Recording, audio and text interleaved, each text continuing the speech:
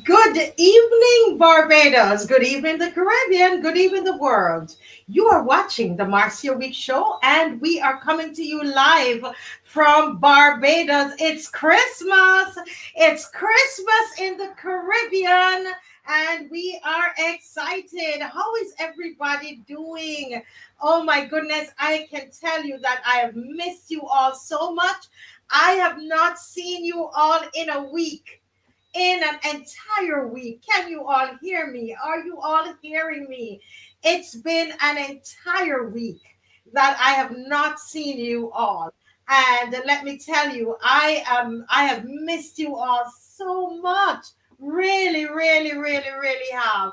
I The last time I was on was last week Wednesday, and I had our Praise Academy show, which was very, very, very, very great with all the children. I love to do that as well. So it's really great to be on with you, and I hope you're having a happy holidays. Really, really great to see my set all, lit up, and the colors and all of that. In our home, we love Christmas. And I'm hoping you like it. My set, is it you liking the color? You liking the lights? Oh boy, it's really, really great to be with you tonight. We're going to have an amazing show tonight. We have a great show lined up for you tonight. At 7:30, we are going to right away at 7:30. We are going to have two doctors are going to be on, Dr. HINDS and Dr. West from Jamaica, and we're going to be talking about the increased heart attacks in Barbados. We're going to look at that. And as we come up to Christmas, how can we prevent some of that?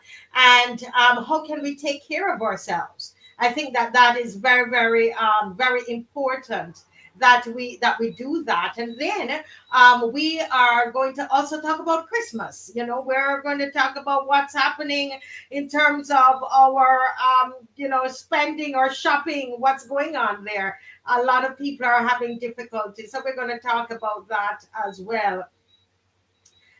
Yes, and then of course we have Honorable Donville Innis is going to join us this evening, as well as we talk about our healthcare system in Barbados. Well, before we even go to the anthem, I see Dave has a Christmas song here. Go right ahead, Dave. And just before we go into the anthem, as you like and share.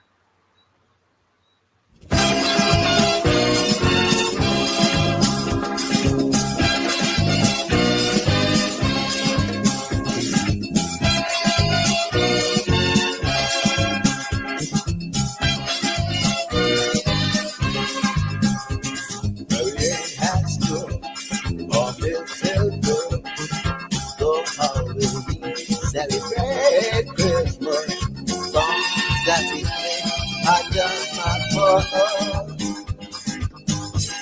Like jingle bells and silver bells, hear them songs we sing so well. It's time that we bring our thankfulness beyond bells. There's nobody in their right mind. Stop the children from jumping. We were waiting a long time. Now we're here because of you. What can we really make this free? Singing carol about Christmas tree. It's time for some house gold. Or else so go will warm your skin. La la la. La la la la la la.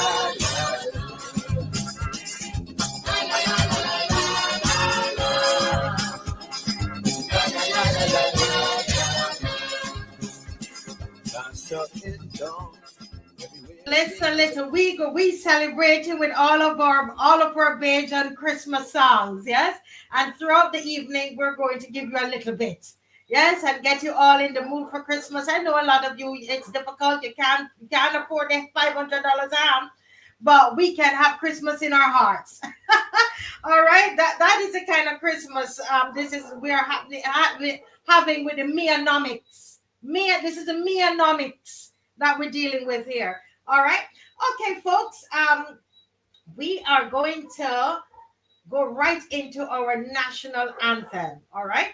So I'm going to ask us to get ready and remember also to like and share, like and share. So let's stand for the playing of the national anthem.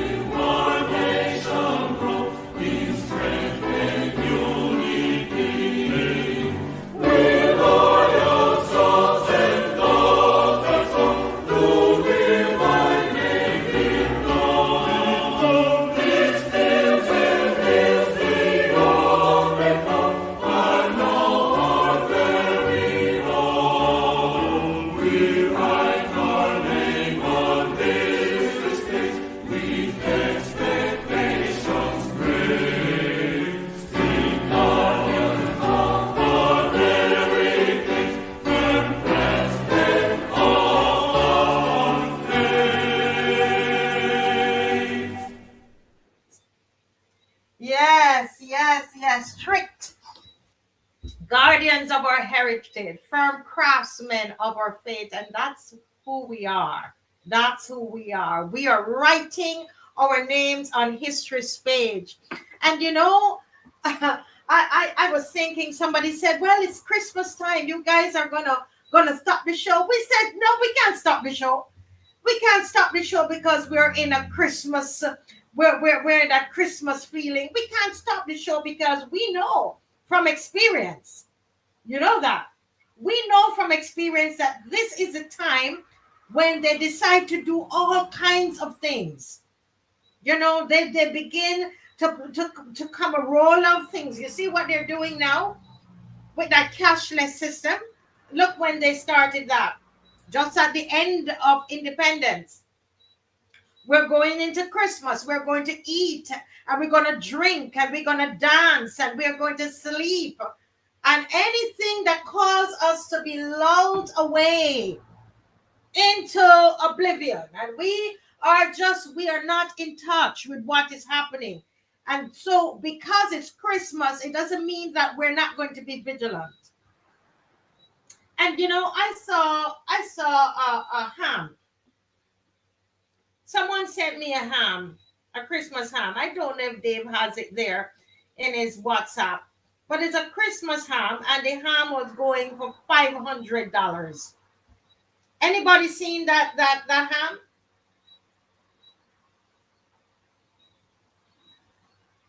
Anybody seen that ham?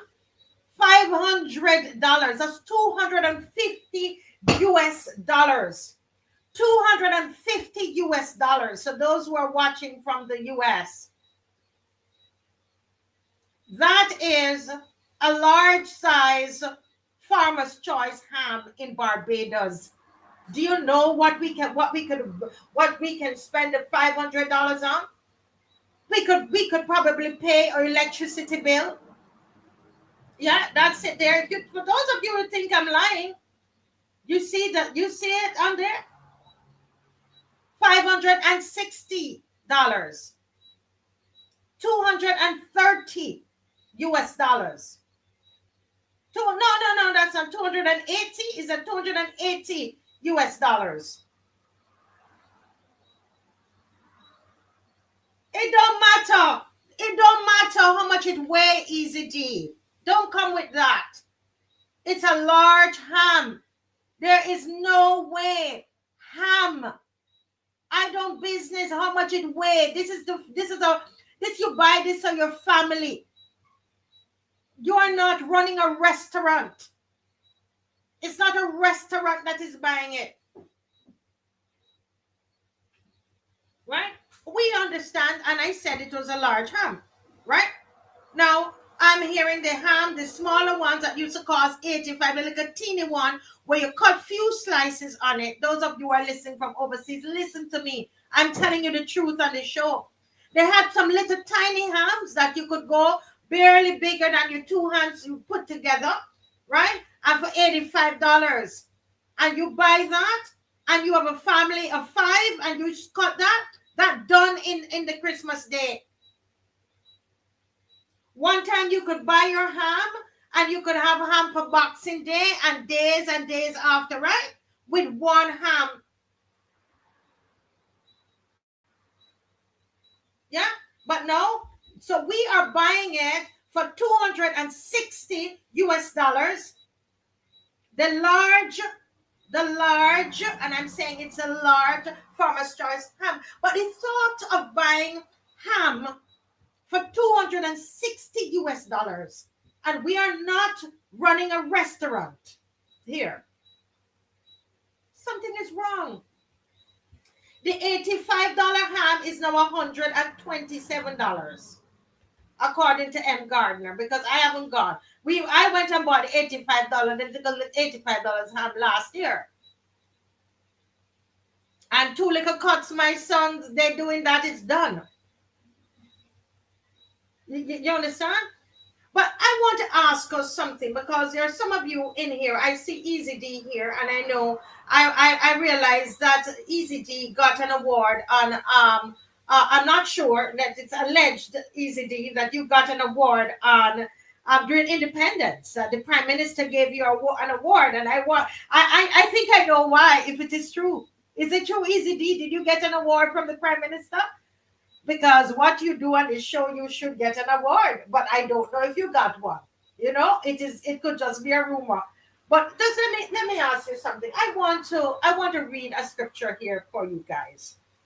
Because I want, before our guest comes, our first guest comes, which is going to be Dr. Roderick HINDS and also Dr. Wayne West from Jamaica. And they're going to be talking about the increased heart attacks in Barbados. Okay, we have not been seeing that kind of increase throughout the rest of the Caribbean. So we need to look at what is so different about Barbados. Okay, we're going to look at that a little later on, and then we have with us also Mr. Donville Innis is going to be coming on the show as well. So we do have a full night for you. But let's have a little family talk tonight. Yeah. Let's have a family talk. Okay? So last elections, or let's even go back to the first time when we put the BLP government in. Let's be honest, all 400 and odd of you on. Do you think that when you did that, when we went to the polls, the state of the economy right now, you in your wildest dreams thought that this is where we would be? Did you think that this is how quite a number of families will be spending their Christmas? There are people who normally get stuff from the Salvation Army, and I'm telling you, when I come on here, I'm not making it up. I can tell you that I don't make up things. The Salvation Army. And normally they would go and get their little voucher to get a package, to get their care package. when they went the regular time that they would normally go, you know what they told them, Bonnie Sprigger and Square 4 and M. Gardner, Jacqueline, Aline, and Jackie Jordan? It was finished. All of the vouchers for the Christmas packages, food packages, and this is somebody who has a disability, can't work, right? An elderly man went to get his regular care package. And when he went, he told me, Mrs. Weeks, you believe me when I tell you it's finished already? I can't get anything for Christmas anymore. And he went at the regular time. The Salvation Army told them, listen, we have quadrupled the numbers of people that are asking for these care packages. When you went to the polls and when you heard the manifesto of this BLP government, you thought that this is where we would be right now? Be honest. The amount of taxes that you are paying right now, this is facts. You can say all what you want to say. Okay? Say all you want and let us talk facts on the show. Did you hear what I tell you? Dave, put back up that ham for me. I want to keep that ham up there for a little bit because some people are just joining. We have never paid. Facts. All right, fact check me then. The level of taxation, the burden of taxation on Barbadians, we have never experienced this ever before. The loans and the taxation, which don't make sense to us, right? We have never seen it before. And I couldn't help but going back to this scripture because one of the reasons we knew the lifestyle, we knew that there were people that were being put up to lead us that we did not believe in their behavior. There were people that were put up before us as leaders that we knew that they were beating up people in our society. We knew that there were leaders, prospective leaders that they were presenting before us, that women who would come into our churches and say they were beaten up by leaders that were being presented. These were leaders from wherever. Political leaders were being presented to us from whatever party. These leaders were being presented to us that were beating women, biting up women, disfiguring women, beat women black and blue. I spoke to somebody who rented her house to some of these leaders, some whatever this leader, I'm not calling anybody's name. These leaders who would rent apartments and mash up the apartments with their orgies, the parties, and those things were there. The churches knew about it. The church leaders knew because they were praying with these people that were abused, physically abused, sexually abused. But some of these leaders went and they put on a little chain with a cross on it. Some of these leaders, they went to churches and their feet were washed. And what is it? They promised us a better life. We thought that the economy, to speak the truth, we weren't expecting that these leaders were going to, be preaching the gospel. No. We were promised a better economy. If I tell a lie tonight, stop watching the show. If I am telling lies tonight, stop watching the show. Am I telling a lie?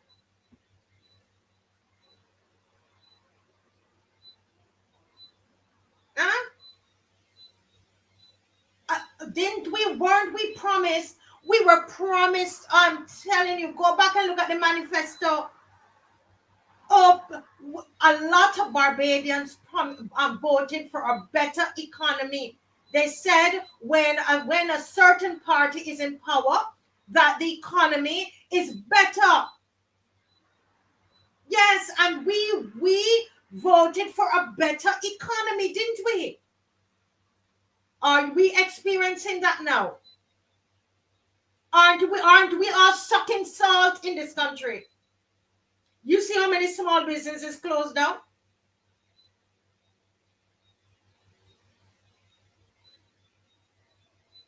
Yes, we were told that the worst thing that happened to us was the administration. We were told about the last decade. So what is this? I have never seen so much hunger in thing. I was speaking to a young person who migrated, and they said to me, Marcia, I've never. They saw the shelves in the supermarket. They thought it was a different country. Tell me if I'm lying. Tell me if I'm lying. The kind of Christmas that we are facing right now, where my phone is ringing off the hook, I cannot help. I don't have we don't know who else to ask because we keep asking the same loyal opposition people. We don't know how to help. Am I telling the truth?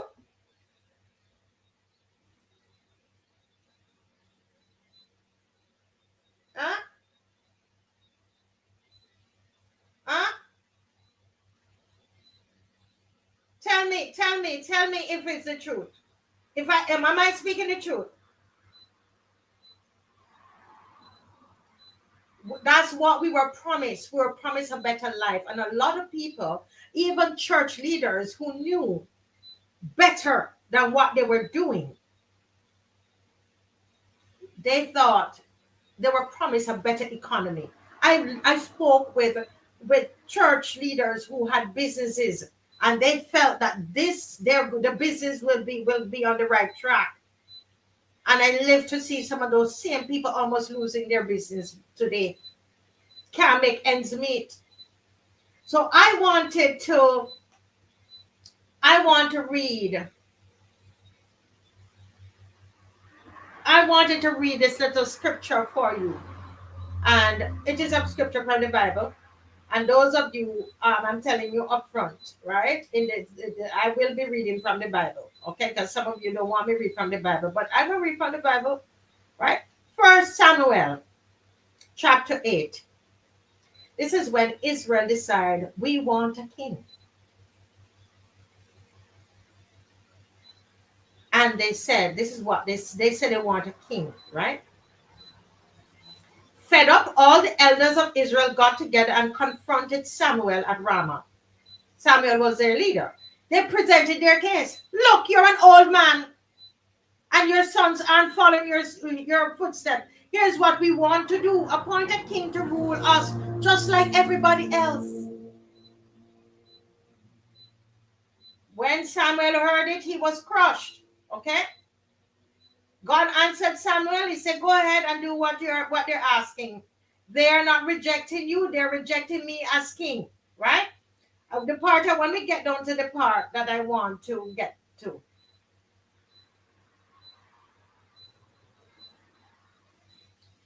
Samuel says, this is what you want.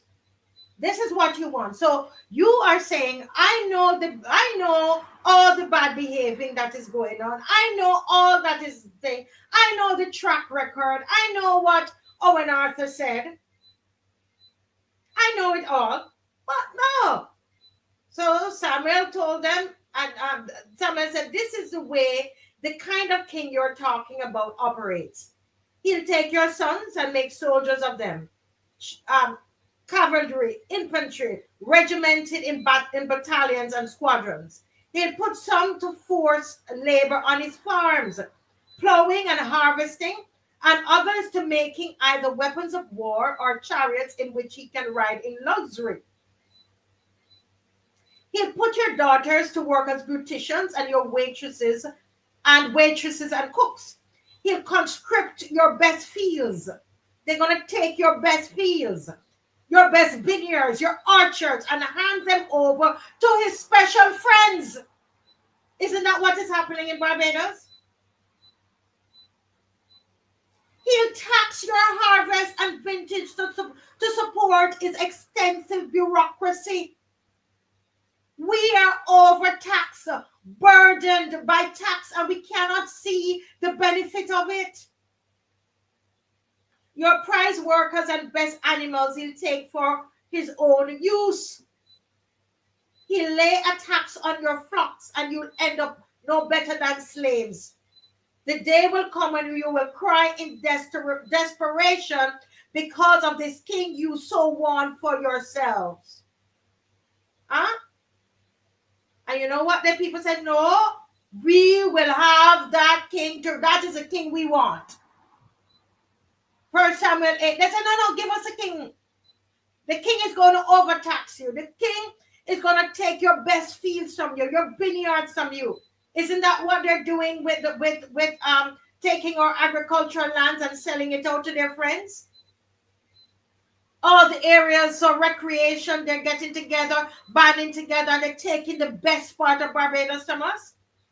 No, but we were ready. We felt that these were the people that were going to help us. Are they helping us? Are we better off? Ask yourself.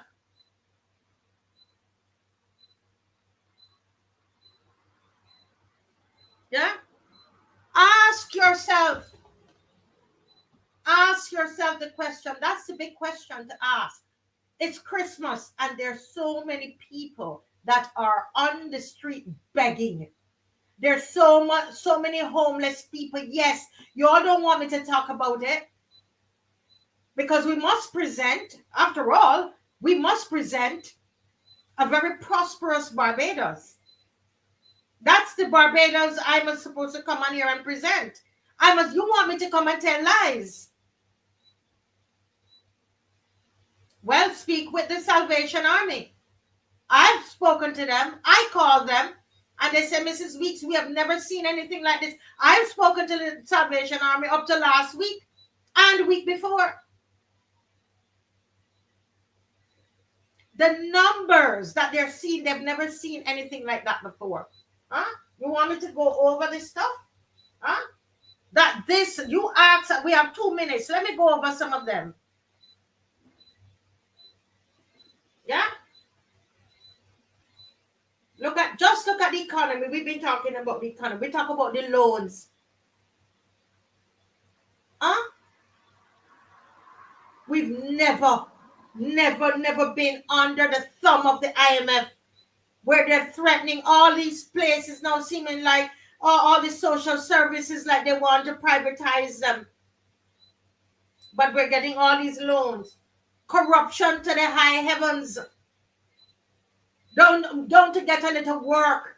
The young ladies, to get a little work, they have to do a little favor in the community, in some constituencies, for them to get the work. The little boys.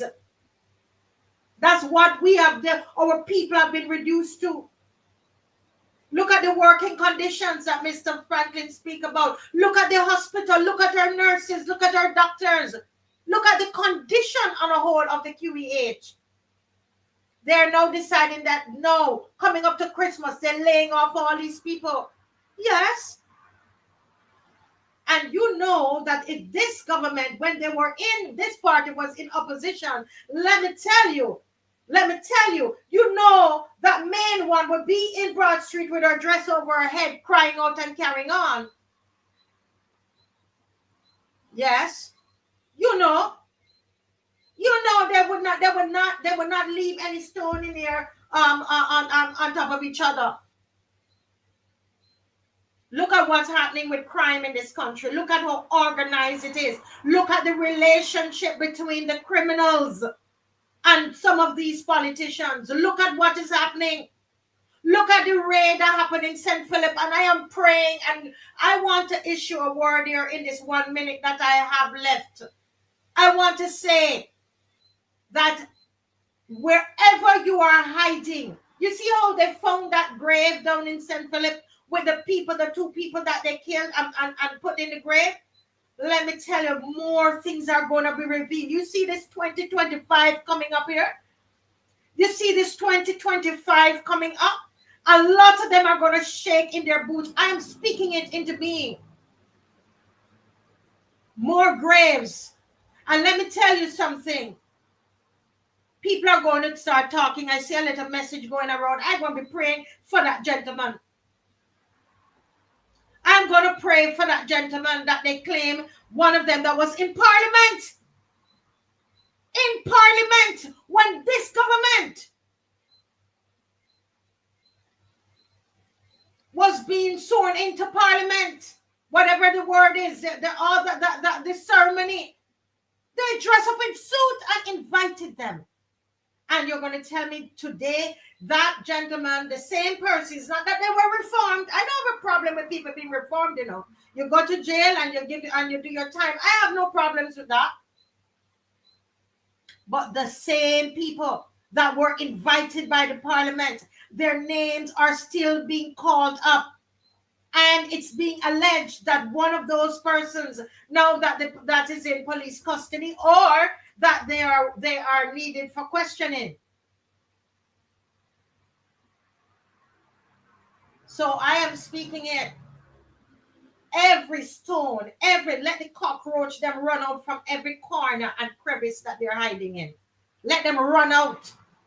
2025, we say we are calling for righteous leaders, and every single one of them, every time I come on the show, I'm going to keep a thumb on them. I'm going to keep a thumb on them. Every nastiness will be uncovered. Every cockroach going to run from every corner. There are people praying, and we're going to pray you out. Yes. And I tell you something, that we will continue to talk about Christmas as we go along. I know some of you, it's tough. I listen to you in the days. I pray with the people on the phone when they call me.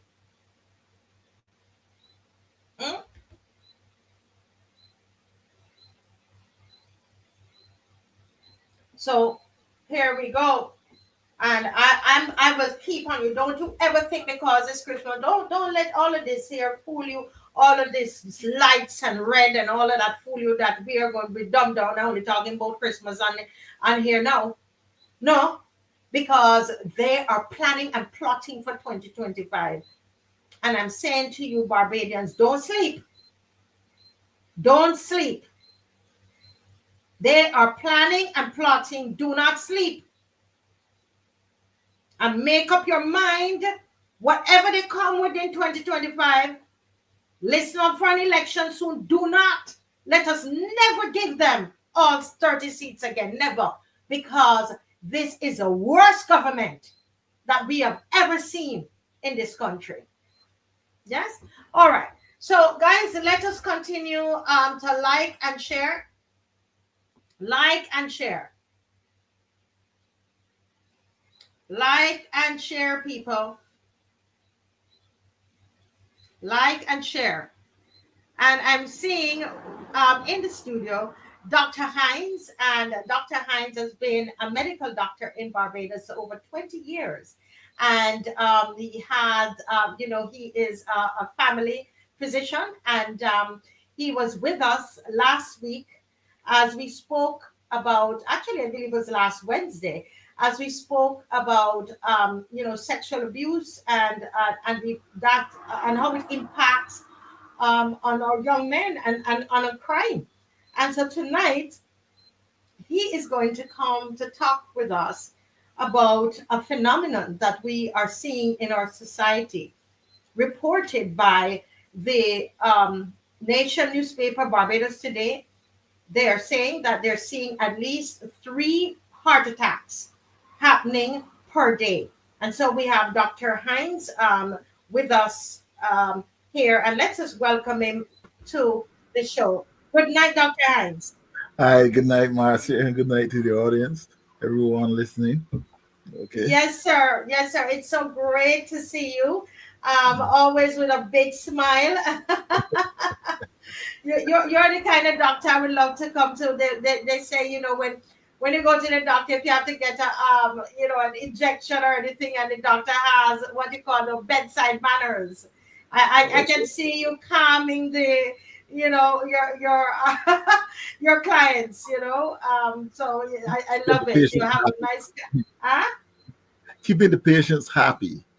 Keeping the patients happy. The patients. I said clients. I should have said patients.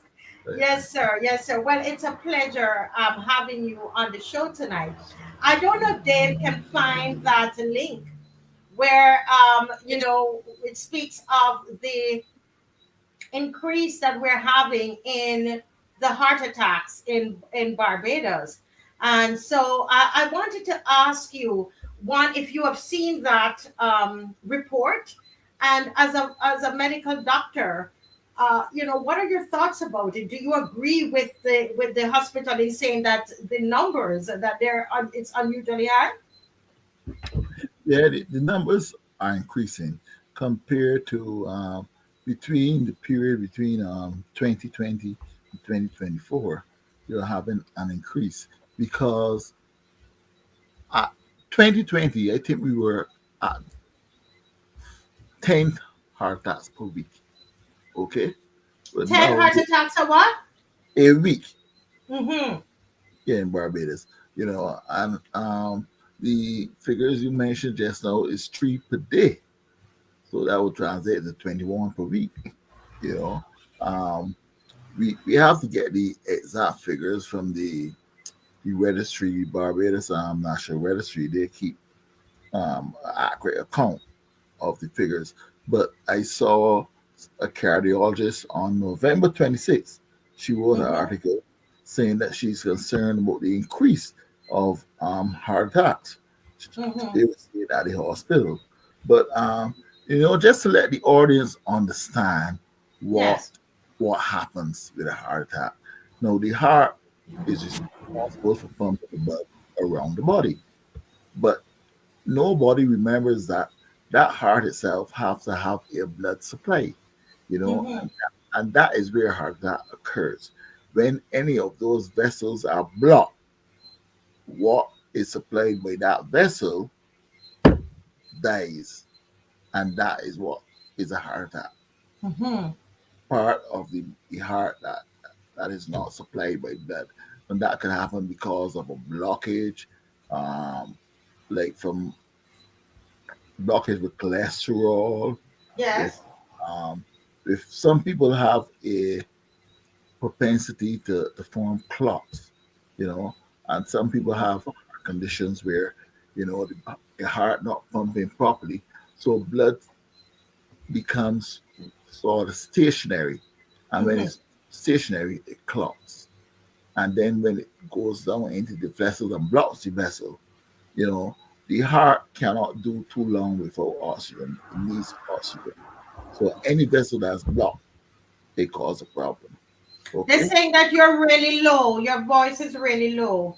Oh, okay. My microphone may be low. Sorry about that. Um, Right. And just speak a little louder, just so. Yes. Thank you, sir. right. So, what happens is it's called the coronary circulation. You know, Mm. and the vessels in the coronary circulation sometimes they become narrow, right? And that narrowing can be from buildup of cholesterol and stuff, and buildup of fat globules and so on. Now, really and truly, what people are interested in, how can they prevent it? What are the risk factors? You So, know, what some people are asking here, Easy Day is saying what brings it on? Is it stress or poor diet? So you're saying that some people have the propensity, like they're born with that, that they um that propensity to have those kinds of issues where the blood might not be pumping to the heart as it should. You talk about high cholesterol and just clots. Some people have the propensity for clots, but could it be brought on by stress? well, Stress. yeah, stress, appears risk factors. Stress, an unhealthy diet, physical inactivity, tobacco use, alcohol use, and having a diet which is high in cholesterol, high in fats, you know. But the major thing in that you can address is the inactivity, Inactivity. So you're saying you're okay. So yes, go ahead, sir. right? You can inactivity really and truly. it's all about blood flow, you know. And you got to keep the blood flowing, the heart pumping. And if you don't do that, you tend the vessels tend to get narrow over time, you know, Mm. and clots usually form in the legs, you know. I Oh, don't know wow. if Wow, people that's interesting. So you're saying you can have I'm learning. I didn't know this. You can have a clot in the legs, and the clot in the leg affect the heart? yeah, because Oh, you see, once that clot breaks off, it goes up to the heart, right? And okay. if it gets trapped when it's pumped out of the heart, you know, in the small vessels, the coronary circulation. Come closer. Come back to the come. Yeah, so Yeah, we want to hear. Yes. yeah, you can have blockage, and you can also have other conditions like you can also the clot can appear in the lungs, and it can cause a pulmonary embolism, right? But the thing is, you cannot what you can do about that, the clots, usually is from, you know, people get it when they, let's say, travel to England. You know, the travel to England is a very long flight, you know, and they sit in the plane for very long periods. And the legs, you form clots in the legs, you know, and when that clot is dislodged and it goes up, it causes problem in the lungs and in the heart. Okay, so physical activity is something that we don't have to pay anybody for that.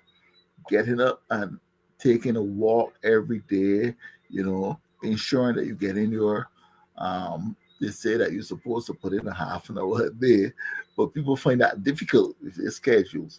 But even if you can squeeze in 10 minutes a day, you know, it would go a long way in reducing the risk factor, which they say is physical inactivity, you know. And I don't see much tobacco use in Barbados now, but what I see is a lot of marijuana use. When we see it, especially among a lot of young people, but smoking is a risk factor. And that's something that you can address as well. You can choose to quit smoking, okay? And excessive alcohol use is also a risk factor in heart disease.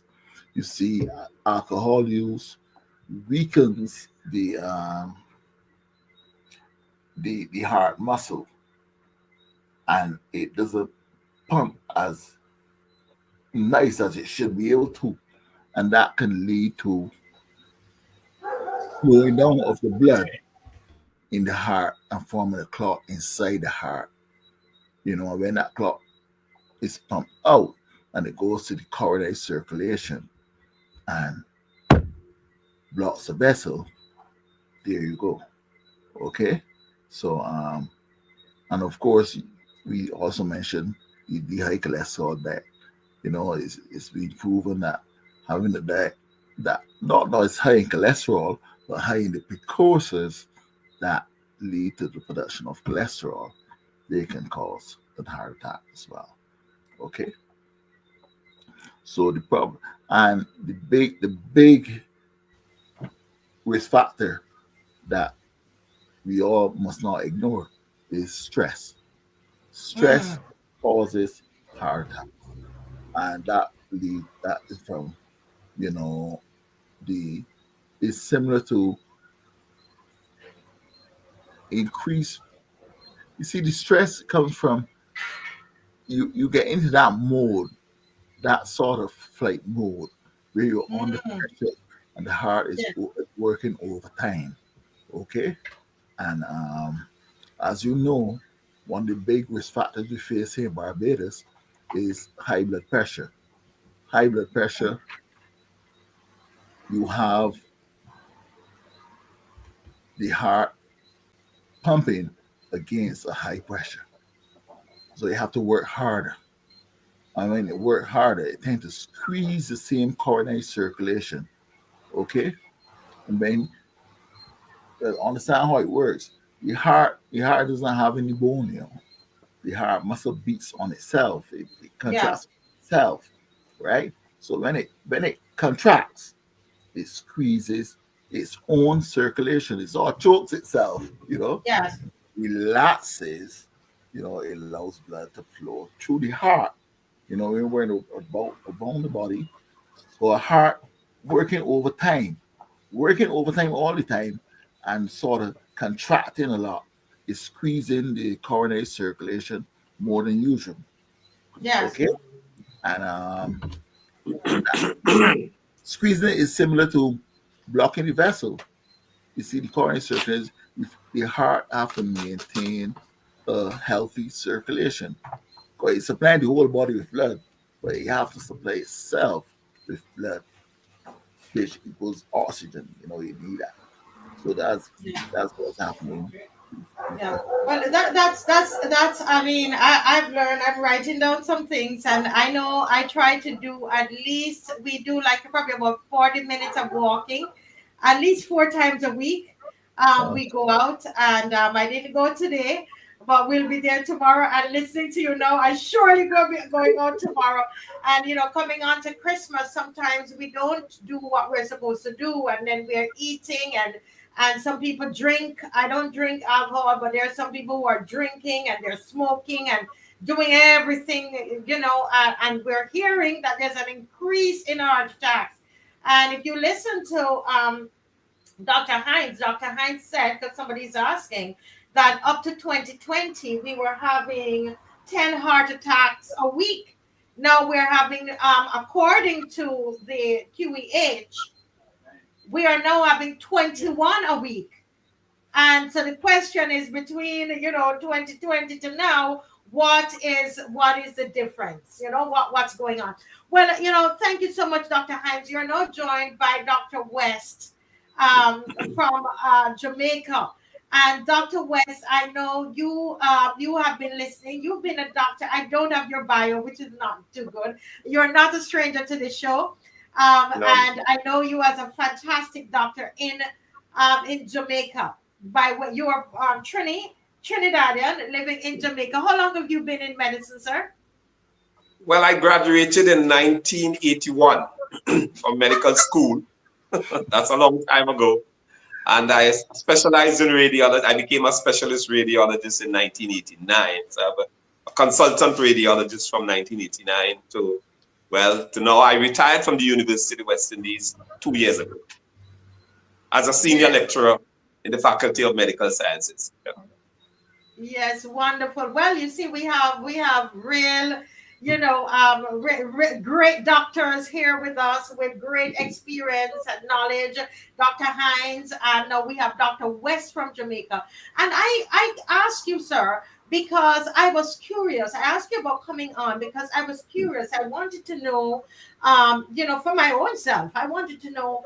I wonder if we're seeing an increase, that much of a jump, as you're hearing from our Dr. Hines here and from the QEH, the Queen Elizabeth Hospital, the report that is coming out, that we're seeing as much as 3 heart attacks a day. Now, we've kind of moved from 10 heart attacks a week to now 21 heart attacks a week, Dr. West. I want to know, are you seeing those kinds of jumps in Jamaica? No, I cannot say. I do know that our Minister of Health said that there was an increase in cardiovascular disease. I have not checked the precise number myself. But we should appreciate, because you asked me to speak to it from the point of view of COVID, I think. That COVID in and of itself. Right, and we're not going to use the V word. We're going to say injection, okay? All right, good. No, I just want to speak about COVID generally, both the disease itself and the vaccine or the injection that was used, hopefully to ameliorate the effects of the disease. COVID itself is associated with cardiovascular disease. It's something that I don't think that people discussed enough, but just the virus, getting COVID virus, is associated with increased risk of cardiovascular disease. And unfortunately, the discussions around COVID were suppressed and they were not free. So people developed a lot of, suspicions about what was happening. And the fact is, both COVID and COVID vaccines can cause cardiovascular disease. That is a fact that cannot be questioned. Now, the thing is, what is the effect of being vaccinated when you get COVID, the disease? How does it affect Dr. West, for my cardiovascular? purposes, Dr. West, if you can say, just use injections for me, because last Christmas Okay, they took me off YouTube. I don't know if they have relaxed all right, the injection. I yeah, understand. You see this. You see, this is the issue because the matter could not be addressed fairly and straightforwardly. It led to all these to suspicions. Okay, we'll say injections. My apology. Now the question is, what effect do the injections have on your risk of cardiovascular disease if you do in fact get COVID, the disease? And initially in the during the pandemic, a lot of questions were raised about the cardiovascular effects of the injections, which we know to be real and to be true. And despite the fact what other people say, they are real and they can cause death. That is a fact. But do the injections in any way cause the effects of COVID itself on the cardiovascular system to be decreased? And there were two studies that I came across, one from Singapore in 2023 and one from the UK, which was published in March this year. And they both seem to suggest that the COVID injections, the injections do in fact decrease the effects on the cardiovascular system if you get a COVID infection. You understand the difference that I'm saying? So it would appear that, let us be real, let us be fair, let us be honest, the injections do have harmful effects. They can be harmful. But those two studies found that all COVID itself can be harmful and that having the injections decrease the risk of harm to the cardiovascular system. That is what those two studies are saying. There is a known mechanism by which the injection can be harmful. In fact, both the infection and the injection are harmful to the cardiovascular system by the same mechanism. It's what's called a spike protein, because the injection makes us produce the spike protein. The argument was that you got the injection in your arm and the spike protein stayed in your arm and it didn't go anywhere else, and that your body produced the antibodies in order to fight the disease. Well, nobody knew what actually happened to that spike protein that you injected. Well, you didn't inject the spike protein in your arm, you injected the mRNA in your arm, and your arm was supposed to make the spike protein there. The fact is, there were no good studies to say where the spike protein that we produced from the injection went. There were no studies on that prior to starting the rolling out of the injection. And we've subsequently found that that spike protein, which was supposed to be produced only in our arm, went all over the body. And what it does is that it damages the blood vessels of various organs. And one of the organs that it damages the blood vessels of is the heart. That is why spike protein produced by the injection can damage blood vessels in your heart and in your brain and elsewhere, and can cause problems. It's called spikopathy. But I just want to say that a large study has found that while both the infection and the injection can, in fact, cause cardiovascular disease, there's a suggestion that the injection protects you from the consequences of the infection to some extent. I understand what you're saying. So it's interesting the way you have put it. So just getting COVID, makes you susceptible, more susceptible to heart-related issues, and also there's a possibility of even because when you get the injection, is it that you're taking? Is it that it's COVID that you're taking into your body? Is that what it is? That they're No, when you get the injection, there are different types of vaccine, but of injections. My apologies. But when you get an injection, the objective of the new technology is that you get the genetic material to make what's called a spike protein. All right. So instead of the company that is making the injection, instead of they keeping the whole virus or that part of the virus, they give you the genetic material and your body makes that part of the virus, which is called the spike protein. Now, the thing about it is that the effect of that spike protein was not studied properly prior to the rollout of the injection. Not only was the effect not studied properly, the distribution throughout your body was not studied properly. We have subsequently found that that spike protein can be harmful. Of course, it varies in individuals. Some people, can be exposed to something and nothing happens. Others exposed to the same thing and they die. So it varies in individuals, but the effect is real. The question is, and we're dealing now not with the actual disease itself and the effects on the lung. That is not under discussion. What is under discussion here is the cardiovascular effect, things like clotting of your blood and heart attacks, myocarditis, myopericarditis, these sort of things. They can occur with both the virus and the injection.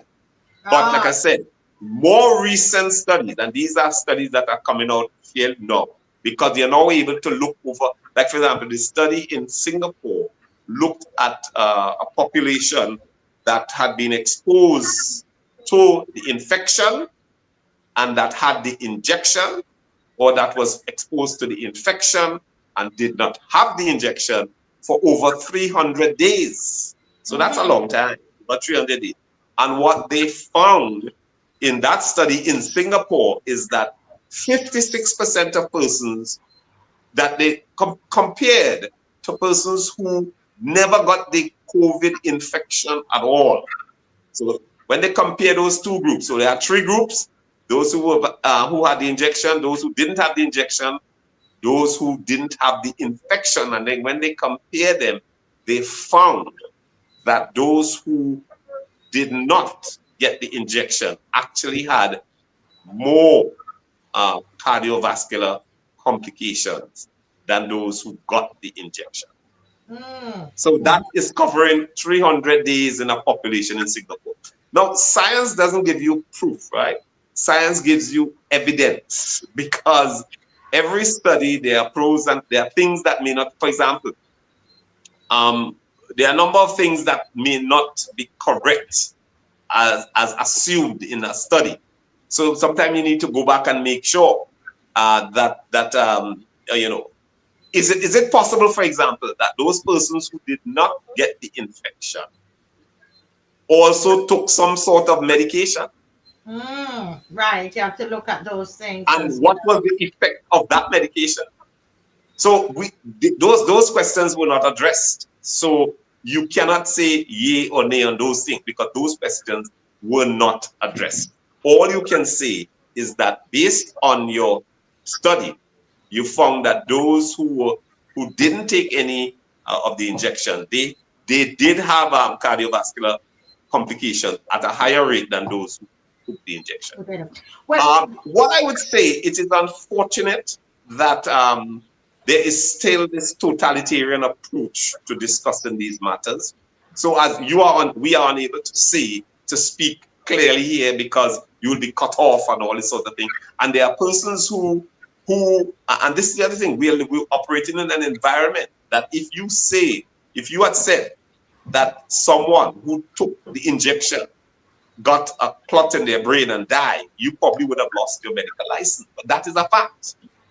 You see? So the part of the problem we are having is that there is a commitment to suppress discussion on these issues, and people are unwilling to do so because they fear being penalized. Yes. Well, one last thing before I bring in Dr. Hines, because there are people, all kinds of people that are, almost 800 of us watching tonight. And we in Barbados, we were, according to our government, we were more than 70% injected. We were the most injected in the Caribbean, during the pandemic. So I know that a lot of people are worried, etc. And I'm very conscious of that, because we're not trying to bring fear. What we're trying to do as we go into this Christmas season is to try to bring some answers and some discussion around it, and to offer some solutions. So I'm going to get to Dr. Hines, to talk to people as they go into the Christmas period, what they can do, and to also ask. I know you have to leave now, but I want to have a question for you, Dr. West, and I want you to come back. Dr. West, we were talking earlier about clots, and I learned something from Dr. Hines tonight, that you can have a clot in your leg that goes and separates and get up to your heart. I hope I said that right, Dr. Hines. Are you finding in Jamaica, or just based on your studies, that there have been increased clots formed from those who, either from the infection and or the injection? Well, this is the thing, and this is what I want to highlight. Uh, Anecdotally, meaning this is not scientific study. This is just experience, individual experience. And individual experience is not scientific study. But anecdotally, definitely, I personally have come across a number of individuals who have died suddenly. My plumber, for example, died suddenly from a blood clot. Now, these things do happen. Are they happening more often? How are they related to whether one is vaccinated? Yes or no? There are no studies in Jamaica to clarify that. And I think that this is what we really need to do. What we really need to do is there are studies in other countries, like I cited Singapore and something in the UK. But I think that our authorities, because every local situation may have factors that are different and that impact the output, we really need to study this, because anecdotally, I would argue that we are having at least more sudden deaths, a lot of them due to blood clots among the people I know, but that's anecdotal. We need scientific studies to determine whether or not this is actually so, and if there is any correlation between the vaccination status of the individuals and their having COVID-19. Those things need to be done, and they are not being done. That's what I would say. And I think that you should ask the Barbadian government, the government of Barbados, to put those studies in place to determine what is happening. Mm-hmm. Yes. Well, thank you so much, Dr. West. I know you have a strict time, and you told me you had to leave at 8 o'clock. It's about that time. I want to thank you so much for presenting this very balanced, in my mind, it's a very balanced, the balanced study or reports of the study to us. Thank you so very, very much. I think you have something a final word you want to say? No, just to say good night. I really have to go. Good night and all the best. Okay, thank you so much. Okay, thank you. bye-bye. Thank you. Well, Dr. Hines, it's interesting. I really I was trying to get a doctor from Trinidad as well, and I'm hoping that we'll be able to do that, to really look at what is happening. It's interesting to know that they're having these sudden deaths too in Trinidad, people just dropping down, because we are hearing it. I'm sure this has been happening before. But, more importantly, in these couple minutes that we have, Dr. Hines, what do you say to Barbadians? I know you said some of it already, those who have listened, whatever the reason, could be because of stress, it could be the food, it could be the injection or the infection of that pandemic period. It's all kinds of studies are out there. What can we do? Is there anything that people who say they want to take herbs, should they take herbs? Is it that they need to go and get a checkup? What talk to us as we go into the Christmas period? Right. Okay. Just to clarify some question that was asked earlier, the person asked for what is signs and symptoms? What would the person feel? Right? Now the signs you get chest pain, shortness of breath, chest discomfort, and feeling nauseated. Usually they are late signs, you know. And the thing to do is that we have a high prevalence of diabetes here in Barbados. Yes. And, you know, diabetes is one of the risk factors for heart disease. And what people should do, one simple test that you should do is, you should get an ECG. I know if you're familiar with getting an ECG done, is we put all these leads on your chest, and it comes out as these little lines or little reading. And it usually give an indication as to how well the heart is beating and how well the blood supply to the heart is. And it, Mm. and it gives you a warning. Sometimes changes in the ECG is early signs that you should do things like changing your diet. Yes. They all we often hear on the radio. There's ads. Not them advertising anyone. Excuse me. They tell you about taking your omega 3 fatty acids and stuff, Omega 3. Yes, I've heard that. and good for heart health. But the thing is, the the persons like the the herbalists and stuff will tell you using a lot of green leafy vegetables is good for Green the leafy vegetables. yeah, it's good for the heart and good for the circulation. Other things you can do, there are you know, there's simple things. We mention them all the time. As I said before, adequate exercise, Mm-hmm.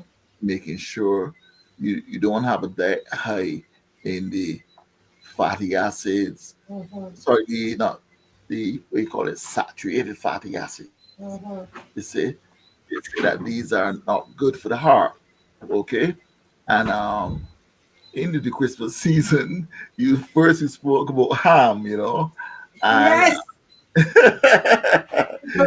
you know, some people tell you got to eat ham in moderation. You can't be eating too much of it. You know, and basically the I don't know how to put this. These simple listen. When we were children, right? Children Yes. don't suffer much heart disease. They tend to be very active. Run around a Active. lot. As we get older, we tend to live a sedentary lifestyle, and we put on the weight, and we don't eat so well, and that is very important in maintaining Mm. that heart. It's very important. So going going into the Christmas season, I encourage everyone to join a walk club. A You know, walk club. You heard that, loyal opposition? Everybody, we're encouraging you to join a walk club. Me and my husband, we do our walk club together. we do the walk club together. Yes, go ahead, doctor. reducing stress. I know it's difficult in this society to reduce stress, but Yes. we have a lot of stress. When you go in the supermarket, that is a lot of stress. You know, you know. Um, you have to. I don't know. You can't make these things go away, but you have to. We need we need to encourage the politicians to reduce the stress on the society. People are very. I mean, if you live in a home and you have children and you don't have a mean of feeding them every day, that is stress. Hmm. It's stressful. And that is the number one killer, stress. You know, Yeah. Yeah. so that should be considered. The other thing Yeah. I want to mention to you is that somehow I spoke about clots. You can form clots in the legs, but Hmm. they don't reach the heart because the lungs are like a sieve. Usually they Yes. on of a top a pulmonary embolism or something like that, you know. Uh, Although the clot form in legs, the clots that form in the heart tends to form in the heart when the heart is, let's say, I don't know, before getting technical, there's some conditions where when the heart pumps, it doesn't Hmm. get rid of all the blood residual, whatever, twat or something, or residual volume. Okay, the heart is not pumping 100%. So if let's say 70 mils goes in, it only pumps Yes. out, let's say 40. You see that residual amount in there Hmm. stand forms a clot. And eventually when that pumps out, it then gets into the coronary circulation, which you can block it. You understand? Block it. So the other risk factor is actually narrowing of the vessels. You Hmm. get that sometimes in as I said, when there's a buildup of the stuff that we shouldn't eat and stuff, like the high cholesterol diets and stuff. And as Mr. West mentioned, what he's saying that somehow when people got the injection, they then had an increase in was a change in the blood vessels, which led to this would lead to a roughness of the blood vessels. Okay, Yes. and they will burst these little platelets in the blood to form clots. Okay, when little platelets in the blood pass over these rough surfaces, it forms a clot, starts the process, and eventually it can block the vessel and lead to a heart Yes. attack. Okay, Yeah. that's what happening. Yeah. And I don't know what else to advise people Yeah, besides but I mean, it's a lot. It's a lot you've given us, Doc, and we. I was here thinking that I need you. Once you will come back, we're going to have you throughout this period because little things that we hear might help somebody in this Christmas time. Because you would always hear the hospital complain that it's in this time you get a lot of people coming out to the patients in the hospital with the high blood pressure, heart problems, stroke, all kinds of things because we're overdoing it in this period, right? So I want to have you on call so that we can have these discussions. I want to thank you so much, sir, for joining us tonight. We've learned a lot. And I've learned a lot, and you've affirmed some of the things that I'm doing, and I'm going to get up and I'm going to be walking tomorrow. You can't, okay. you're not going, Dave, don't have to call me twice. I'm going to be Everybody pulling out. everybody on this program is gonna be walking tomorrow. You know, Everybody gonna be walking tomorrow. yeah, If you're gonna be walk, if any who will walk tomorrow? Who is gonna put in 30 minutes? You can start at 15 minutes. Who gonna put in some walking? Let Doc see that before we come off. Come on, guys. Let me see the thumbs up. Let me see the thumbs up. Those who are going to walk. At least we can change that, and that's if you are healthy enough to walk. Those of us, you see, I don't see anybody putting no thumbs up. You see? Okay, Jacqueline says she walk every day. Yes, Jacqueline. Jacqueline, I'm going to try to increase the number of days I walk. Listen to the doc. No, I be out there me month. I'm going to be walking, right? We're going to be walking, walking, walking. Yes, yes, Chalong. Yes, yes. Come on, guys. Let's get moving, get moving. Well, let me take this opportunity to thank Dr. Hines for educating us, motivating us tonight to do the right thing. Thank you so much, sir. God bless you. Thank you for joining us. you're welcome. Good night. Yes, bye bye. That was really really good. I love the fact that we have professionals on, and these are doctors. They are not wannabe doctors. These are not quacks. These are doctors. Okay. Before we, I think Dave seemed to have just before Mr. Donville Innis. A lot of you asking, did you say you're gonna have Mr. Innis tonight? Yes, I said so. The show finishes at 10, you know. So Mr. Innis is right here in the waiting room. He's in the green room. I can see him with his wonderful Christmas tree to the right of him. I can see him. And so he is coming on. I want you to like and share. Like and share. Okay? And I'm saying to you, and then early in the comment section, we have our guest. He's our guest. And so I'll be watching the comment section. And please let us keep everything on the up and up and be kind to one another, or else you're going to be removed. All right? So I'm coming out at you, right? I'm the teacher in me coming out, the mommy coming out. I'm going to be monitoring that chat. And so be kind, please. All right? So let's get ready. But go ahead, Dave. Pong ain't get nothing for Christmas. I'm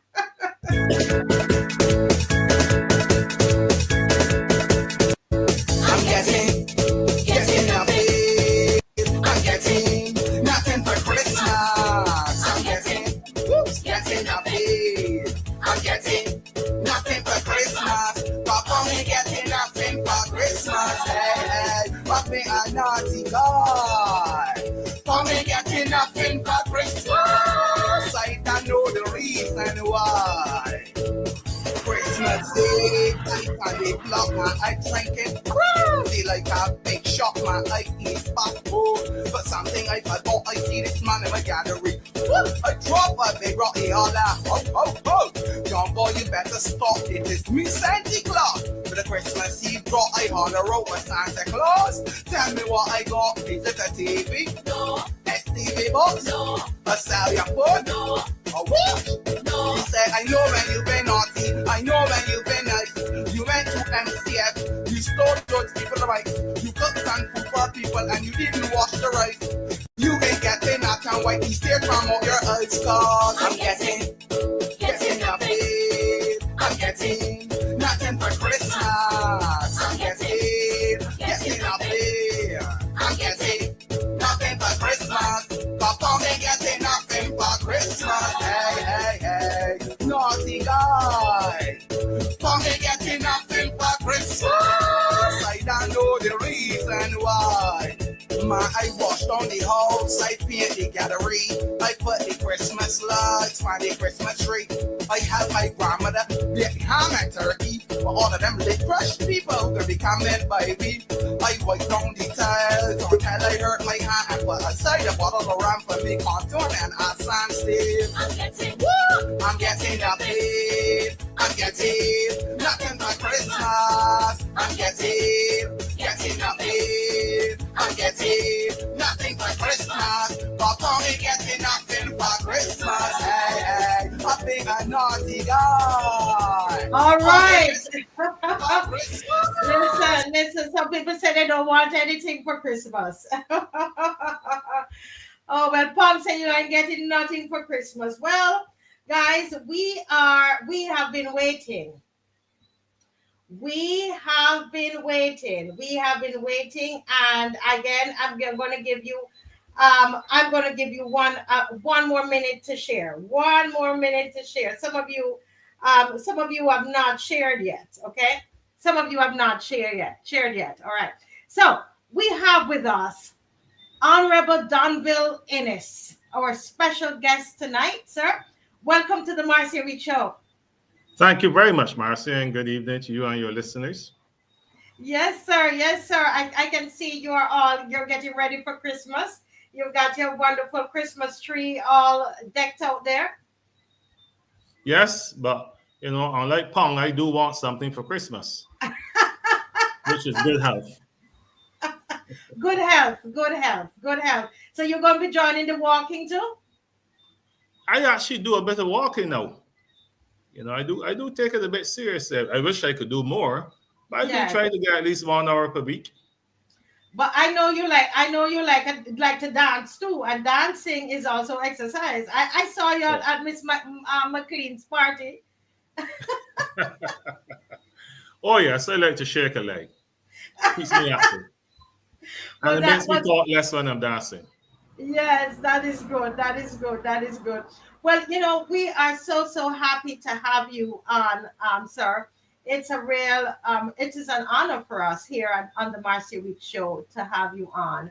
And we have seen you in service in Barbados, and I had to do some research on you as you were going to be our guest. And I started to wonder. I said to myself, I wonder what caused Mr. Innis to decide that he wanted to be a politician. Because I want to hear, before you answer that, I want to tell me a little bit about your background.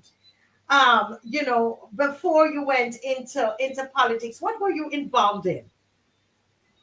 Well, first, let me thank you, Marcia, for the invitation and to commend the Marcia Week Show for the work you've been doing in Thank you, sir. maintaining democracy in Barbados. I don't think enough credit is given to individuals like yourself and shows like yours in giving a voice to people in Barbados and helping to strengthen our democracy. And I will always encourage you to continue to be fair and to be fearless. Yes, thank you, Who am sir. I? I Thank think you. most people know good, bad, and indifferent about me. I'm just a humble boy from Bayfield in St. Philip. You're from St. Son of Philip.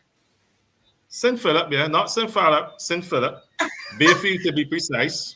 Really? Right near my Did Speaks you go Bay, to St. Bailey Catherine's. School? Did you go to Bailey's? Oh, no, no. I went to St. Catherine's Primary School. Very proud of that. Very proud St. of my Catherine's. foundation there at St. Catherine's Primary School and St. Catherine's Church that we all had to go to. Of course, in the afternoon, we went to the Evangelical Church in Bayfield as well. But I'm the product of a typical working class family, 2 girls and 6 boys, and raised in a village, raised by a village, and very proud of my roots and very proud to be a Barbadian. Yes, wonderful. And so there, I love to hear these stories. There are 8 of you, and it's so great to see people that, as you said, working class family, 8 of you. But did you study? Did you go to university? And if you did, what did you study? Oh yeah, but I always start by my foundation, which is in Catherine's Primary School, because without that, I don't think I'd be where I am today. I want to thank those teachers and Carson College, Community College. I have a diploma from University of Guyana. I would have done a little bit of schooling in Guyana and in Antigua, Really? and then University of West How Indies did you Cape get Coast to Guyana? campus. What were you doing in Yes, where Guyana? Why did you study in Guyana? no, it was back in the late 80s. It was a Commonwealth Youth Development Scholarship that I won. That took Oh, me for 18 wonderful. months through Guyana, Antigua, and other places studying and working. Bachelor's in public sector management from Cape Coast. Then I would have done, while I was living in New York, I would have started a master's at Pace University. But then I finished Yeah, my I know MBA Pace. here at I Cape know Coast. Pace. Yeah, So I did yeah. the MBA, and then later on in life, I would have started my doctorate in international business, in particular. So that's it for the academic side, and work both in government and in private sector, and also self-employed for about 10 years. So Hmm. a little bit of this, a little bit of that. Yes, but No it seems expert to in me anything. that you have even your education is a lot of business administration, those kinds of skill sets. You had your own business, and when you worked in the private sector, was that in business as well? Yes, yes. Private sector is entirely business, international business in particular. 10 years managing my own firm, Wow, and then a few years wow. with other international business entity. My interest has always been in international business, particularly. Wow. Really, I mean, looking at you, I mean, well, I mean, hearing you speak, I know that you must have had that kind of level of education all the way up to your doctorate. But at least you said you started your doctorate. I mean, and that's really just amazing. But so, Mister, why did you decide to go into politics? Because I'm getting to healthcare. I'm getting to healthcare because why did you decide to go into politics? I don't think it was one of those things you can say you made a decision at a point in time based on specific activity. is a gradual process. I'd always been involved in some kind of community work, whether it's at school or in Bayfield or the wider Barbadian society, involved in the Barbados Youth Council for several years. I would have had worked in a radio program for young people back to date myself, way back in the days when you had Barbados Radio Fusion, and then a short time with CBC. I used to enjoy writing article letters to the editor and newspaper column. But it's always a matter of being involved in something. I was never the kind of person to keep quiet or sit quiet and watch others. I would always get involved and lend my voice to a matter or to some cause, and never afraid to go up front and be counted.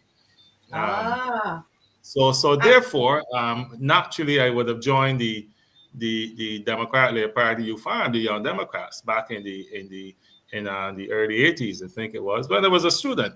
And to tell the truth, it really and truly was a case where I did not dislike the Barbados Labour Party, any individuals based on the politics. It's just that I felt at that point in time as a teenager, I could more readily identify with the policies, programs, and the vision of our Barrow and Democratic Labour Party than I could with the Barbados Labour Party.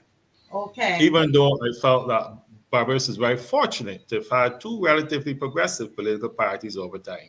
But I hitched my wagon on to the Democratic Labour Party, and not as a silent member, but as an active member in Young Democrats.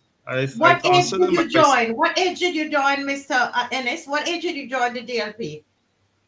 I was 19 years old when I formally joined them.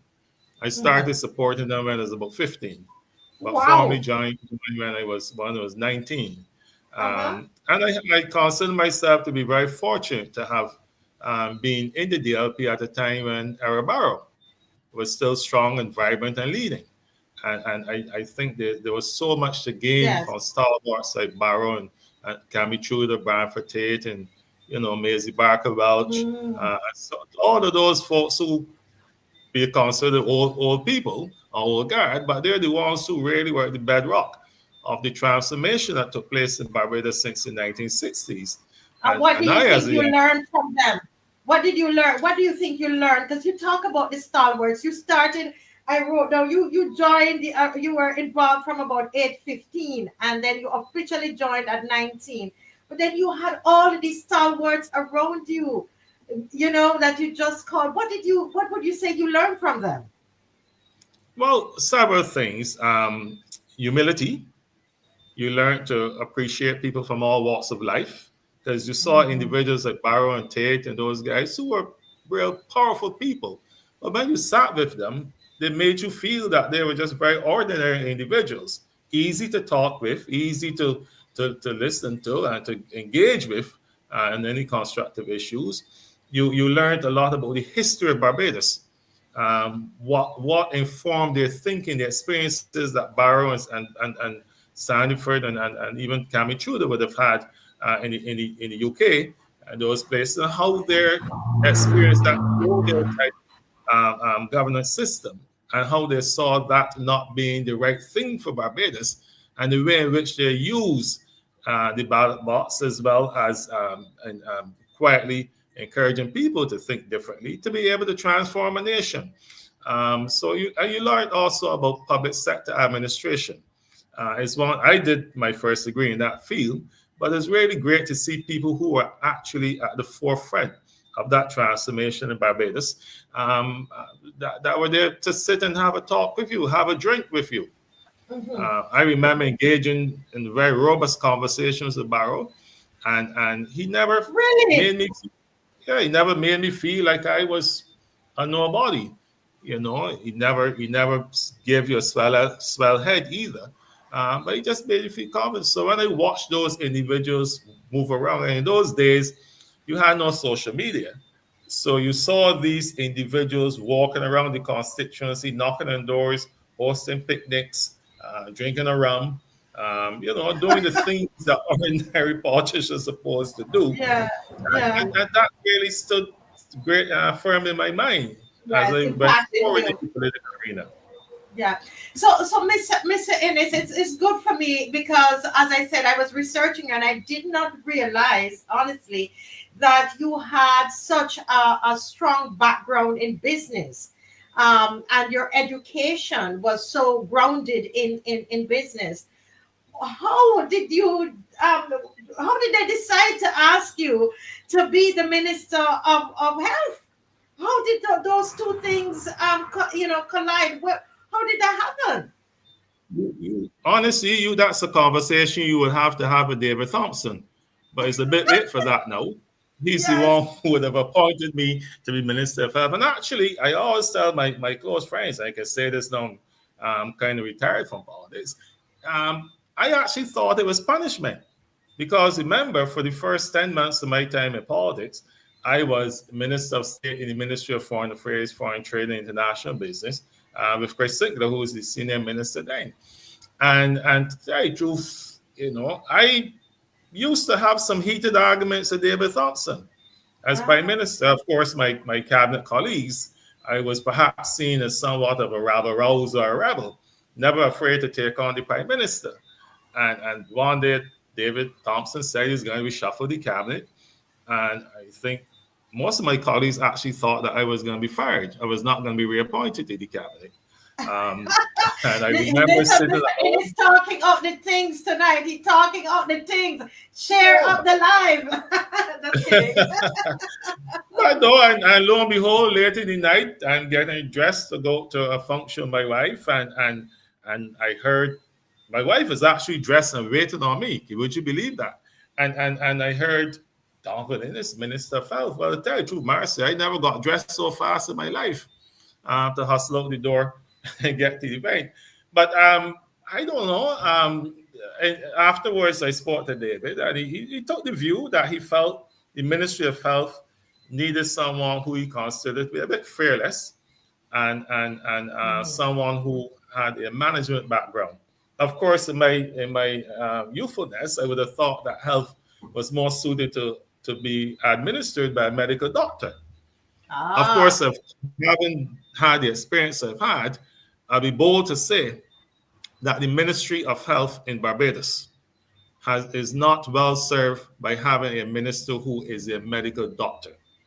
Let me paraphrase that. You should not, no Prime Minister. Why are you saying that? And I'm asking specifically you that question because I noted in researching you that you talked a lot about efficiency. This is why I went into your background. And as somebody who did business as well, I said, he's not speaking like a scientist. You keep talking about efficiency of services and how money is spent and all of that. So what parts of your business background did you take to the Ministry of Health? And why are you saying that a medical doctor is not what you don't think a medical doctor is the right person for the Ministry of Health?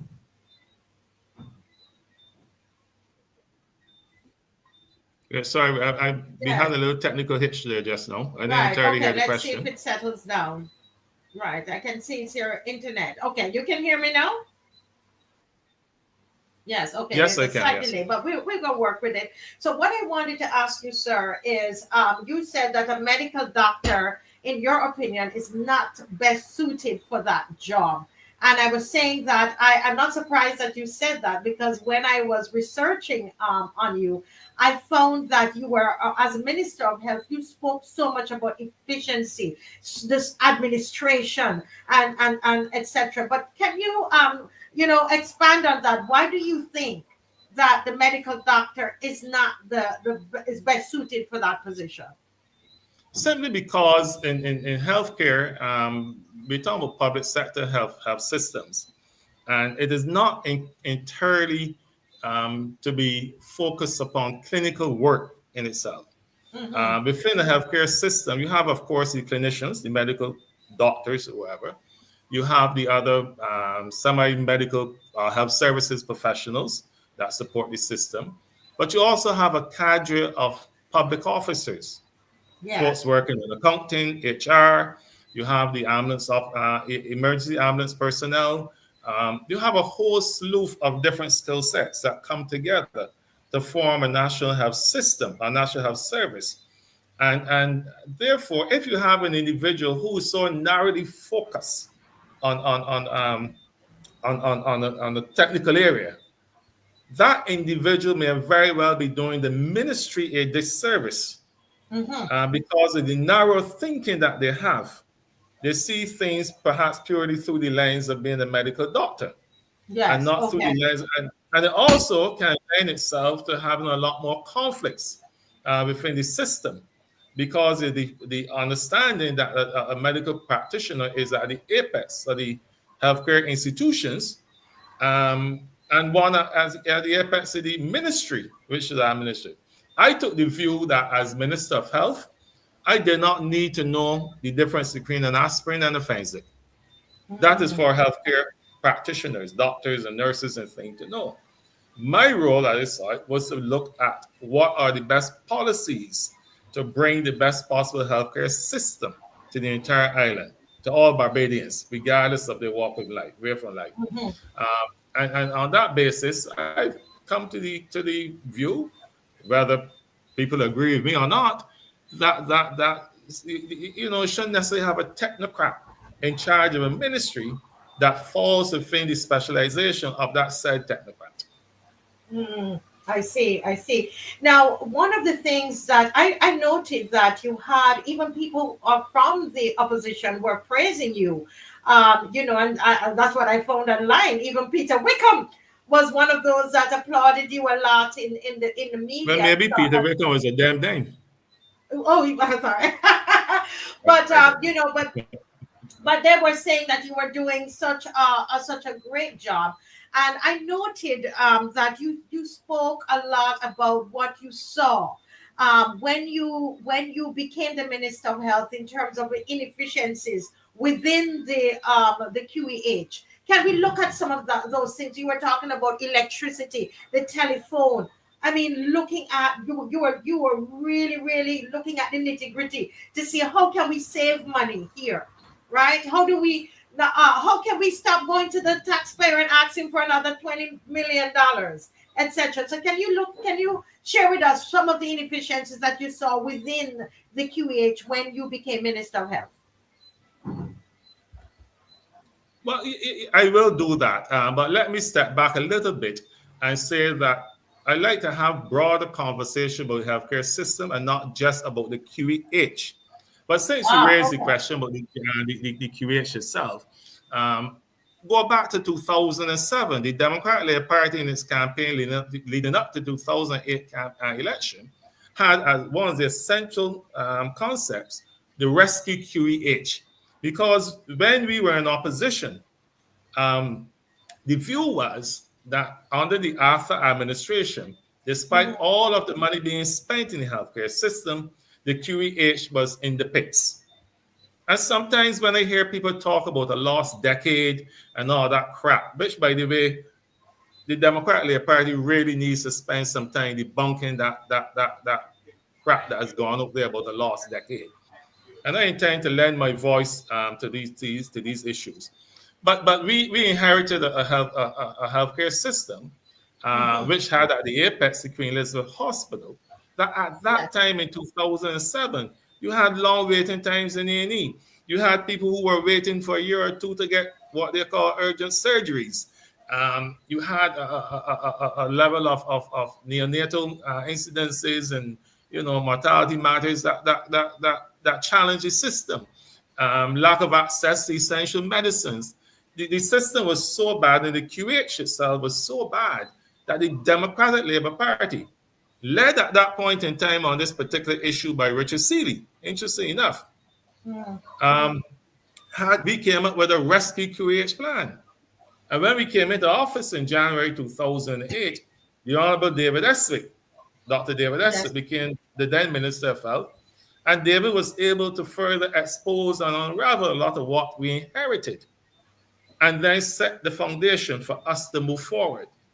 So when I hear people talk about a lost decade, I think when you look at the healthcare sector and see that we came into office and found that if the Light and Power went out for any reason in that Martindale's Road area, Mm-hmm. people actually have lost their lives because the QEH lost power.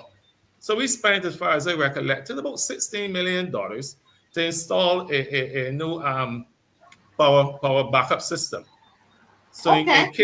in case the QEH lost main power from light and power, within a matter of seconds, the generators kicked in, and you had babies who were incubated, being able to survive. You didn't have to do it by hand all the time. You had surgeries able to continue, and people may talk about the clinical side, but we felt that if we did not get it right with the structures and the support systems that we needed in the QEH, then we are going to continue to be spinning top in mud.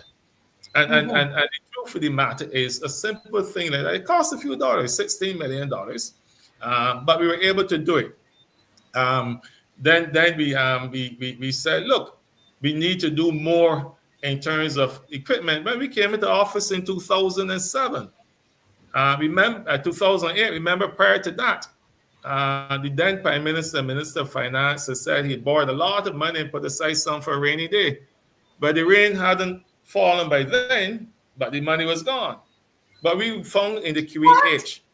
So you're telling me that, and so because sometimes we have short memories, So you are saying that when you came in, that monies that were borrowed for the QEH, you guys are alleging that it was No, not borrowed for the QEH, not borrowed for the QEH, but you had a administration then that had borrowed quite a bit of money, and part of it was you're saving some, putting aside some for a rainy day at the national level.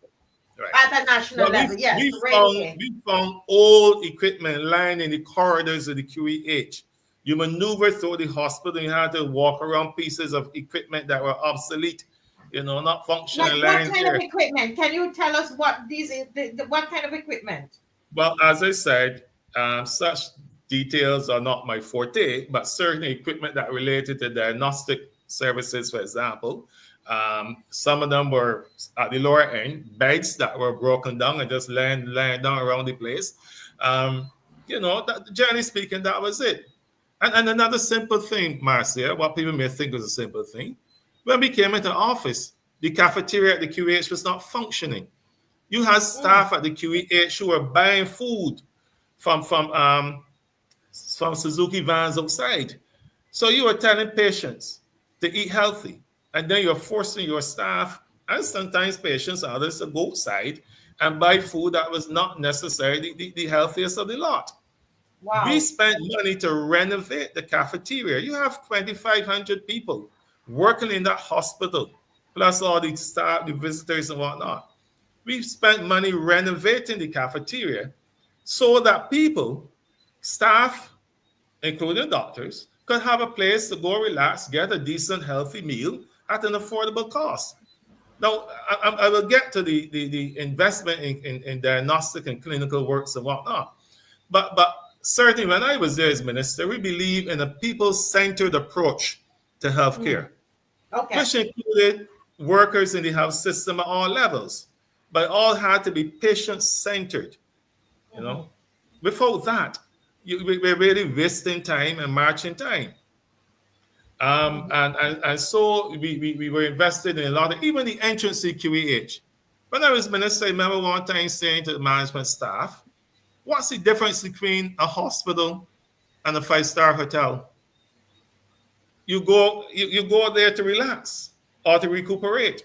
Not to die, but the entrance to the QEH looked like you're walking into a morgue. And we retained the services of professionals who redesigned the entrance to the QEH to make it feel more welcoming, like you're walking into a hotel. Yes. And it was good for the staff, it was good for the visitors and such like. So those things are critical. But on the other hand, we invested in technology. I went to the QEH public forum last week, and I listened to the CEO and the directors, and I commend them for being bold, coming up with a new strategic plan, and to putting things out there and seeking feedback from the public. And I Yeah. really give them kudos for that. I really must commend them for that. It's a continuum. But when we were there back in government, 2008 to 2018, we ramped up telemedicine in the system so that at least laboratory work and some diagnostic radiology work, you could get results real time, at least using modern technology to move them around the system. We realized that there were lot of backups in the system that were being caused by a lack of technology, a lack of diagnostic equipment, and such like. I hear today you talk about people complain that they're waiting a year to get treatment for cancer, and the government is rightfully investing in linear accelerator machine, I think it's called. But when we were in office, thanks to Robin Fenty, and the Clara Barfitt Foundation, I think it's called, we were able to get a donation from her to renovate the nuclear medicine unit to care to the people who were waiting for cancer treatment. So what has happened to that equipment? Is it that they are not, they're maintaining the equipment? You talked about the, what do you call it? The first thing you talked about was electricity, and it's gone out of my head. That you guys, you put the generator. Thank you, the generator. Yes, the I remember being on the show, and Caswell was saying that the generator wasn't working. Is it that they're not maintaining some of this equipment that was put in during your time? Well, I honestly can't say yeah or nay, but there is an inherent system deficiency within the public sector where enough emphasis is not placed on maintenance. We invest millions of dollars in equipment. It's not limited to the QHAF system. So the entire public sector, we spend millions of taxpayers' dollars buying expensive equipment, but do not have a maintenance program in place. When we were there in health, we said, no, we have to invest in staff that they're able to maintain any equipment that we have there. And let me tell you something else. I will go on record and say one of the best public administrators I've ever worked with is Dr. Dexter James, who was retained as the CEO of the QEH. The man had vision, he was fair, and he was fearless. And but hold a minute, isn't it Dexter James, was he appointed under your tenure as Minister of Health? Yes, he was. Yes, he was. But he, because I hear a lot of, even in the comment section, I know somebody that I met, but I would hear people talk about that all the time, and they said they don't understand why he was fired. Was he in a political? Was that a political position that he was in, appointment? No, not at all. As a matter of fact, I only knew that Sir James after the board had recommended him as CEO. And a matter of fact, my memory serves me right. He was actually shortlisted by the previous Barbados Party Minister of Health, Jerome Walker, who's now the Minister of Health today. No institution, no one man is bigger than an institution. But Dexter was certainly a very transformative leader. In what way? In what way? Why would you say he was one of the best public administrator that you've met? Why? What did he do? I don't want to dwell too much on personalities and individuals, but certainly he had vision. He was able to share his vision with his staff to get them involved. People, and he was able to he was bold. He was transformative. He knew where he wanted to take the QEH, but certainly from a minister's perspective, he was able to share fresh ideas with the ministry and help to drive a lot of our policies that help to transform the overall healthcare system. And that's why I say, for example, I don't talk about the QEH alone, because even now, Marcia, and I mentioned this last week when I was at the QEH Public Forum, if we don't get it right in the polyclinics and in the primary healthcare system and in the community healthcare system, then we're forever going to be having immense pressure on the QEH. And this country Mhm. at this juncture is still not having any serious conversations about the polyclinics. I shudder to think, and I don't have the empirical evidence, of the number of individuals who end up in accident emergency or as long-term patients in the QEH because they are not necessarily well attended to. We're not given the level of detail Mhm. at the primary care level. And Ben Dexter and those guys, so there we talked a lot about preventative healthcare, for example. We are spending a lot of money addressing healthcare issues and challenges that had we spent a portion of that fund at the community level, at getting individuals to take better care of themselves. I heard your two doctors just now, Dr. Hines and the other doctor in Jamaica, Dr. speak West. about Dr. West and Sterling Hines talked about the things we should do to lead a healthier lifestyle, like eat better, eat healthier foods, exercise, those kind of things. We about 60% of our healthcare costs relates to NCDs, Mhm. non-communicable diseases, But diabetes, Mr. Innis, before we get there, you were talking about the polyclinics. And I Mhm. know that there's a general feeling that the polyclinic doesn't will not serve me well. If I'm not well, I don't feel like if I go to the polyclinic that's in St. Philip that I'm going to get all that I need. How do we move our population from believing that the polyclinic is not well served, does not have all the services then?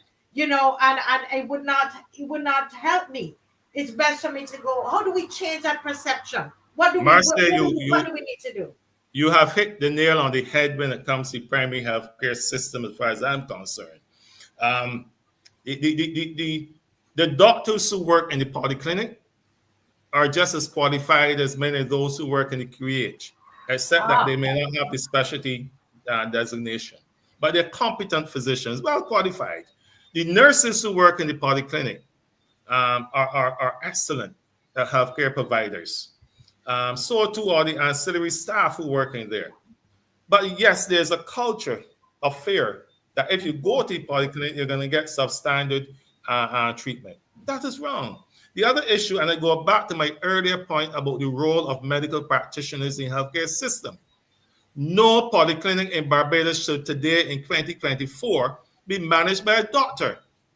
You have the medical officers of health who are still deciding what happens in environmental health, what happens in the ah, pharmacy, what happens in dental care. Each polyclinic should have a polyclinic manager who is not necessarily trained in a clinical field, but who is able to see the big picture, including addressing matters such as communication. So why is it that people have to wait nearly a whole day in a polyclinic to see a doctor? Come on. Well, if the doctor ain't turning up to work, well, fire them. Is wow. it that because of a lack of technology? Is sometimes it's fundamental administrative system. So I when you understand. wait 8 hours in a polyclinic to be seen, or eight is a lot. Let's say 4 hours, or you have to take a whole day off work to go to a polyclinic. You are going to be very reluctant to go there again, particularly when you realize that the people who use the polyclinic system are the poor people in society, the working class people who cannot afford to take an entire day off work because it means they're going to lose a day's pay that they can't afford. And with the prices of goods in this country, they're going to think twice. So sometimes a lot of them go unattended because of these That is issues. true. That is There is true. there's indeed people argue there's a shortage of staff in the polyclinic system. I've never believed in throwing money or throwing bodies behind some of these issues. Sometimes you have to step back and look at the organizational structure and ask if Mm, you got people, if it is fit for purpose, if you have the right people working the right department, the right numbers, the role of technology, etc. And going back to your point, the Ministry of Health has to work on a serious public relations campaign. You have to have people develop faith in you. I'll give you a simple example. When I was Minister of Health, I used to go to the A&E late at night. Sometimes I'll be out partying hard and pass through the A&E on a weekend, particularly when you have a long weekend going on, a fetting or whatever, to see for myself what is happening. Because as a minister, when you go on an official visit, they show you what they want you to see. But I will walk in there unannounced, not to terrorize anybody. To tell you the truth, sometimes they didn't even know who I was. But when I walked there, I saw A&E bursting with people. And that led me with Dr. James to come up with the concept of these individuals who would be going between those in the waiting room and the family and relatives in the waiting room and those on the inside, along with an improved triage system. Because communication is key. Yes. And then you have clinical persons who are trained as clinicians being forced to try to do PR work or communication work. And administrative work, yes. No, but you are so correct, because as a filmmaker, because you are, or as an artist, because you're a great artist, we see it all the time, Mr. Innis. Because you're a great artist does not make you a great business person, and that's why you will find great artists living out the cars. They're fantastic. They never own anything. They're not, the business part of it. And I love what you are talking about. But you're not referring to yourself, Marcia, by the way. You're not referring to a poor artist living out of a car. Not you. No, okay. no. I don't live in a car. but no, I totally understand what you're saying, because it would take for us a whole campaign making us believe that we can use the polyclinic. Then you need somebody who is strong in administration to go there and to manage that place. I'm totally in agreement. And so I guess this is why you brought that whole business, that business aspect was brought from your training. You brought that to the Ministry of Health. You were looking at, I saw that you were looking at how do you cut your telephone bill? How do you cut your light bill? And I'm saying, I'm looking at, I'm like, what? How do you bring that kind of mindset? Do you found that people were resisting that kind of leadership? Yes, because there's a perception that when it comes to healthcare, because it's such life and death matters, that the state must always find all of the money to do the things that the system demands. But I was mindful when I was Minister of Health, that I want a good education system for my children and other people's children. And if you give all the money that the Ministry of Health is demanding, then you're going to have other sectors in society suffering. And we may have a good QEH, but a bad education system or a bad public transportation system. So therefore, we would ask the staff to see how we can cut some of the costs. Things like, I know certainly that's others talked about procurement.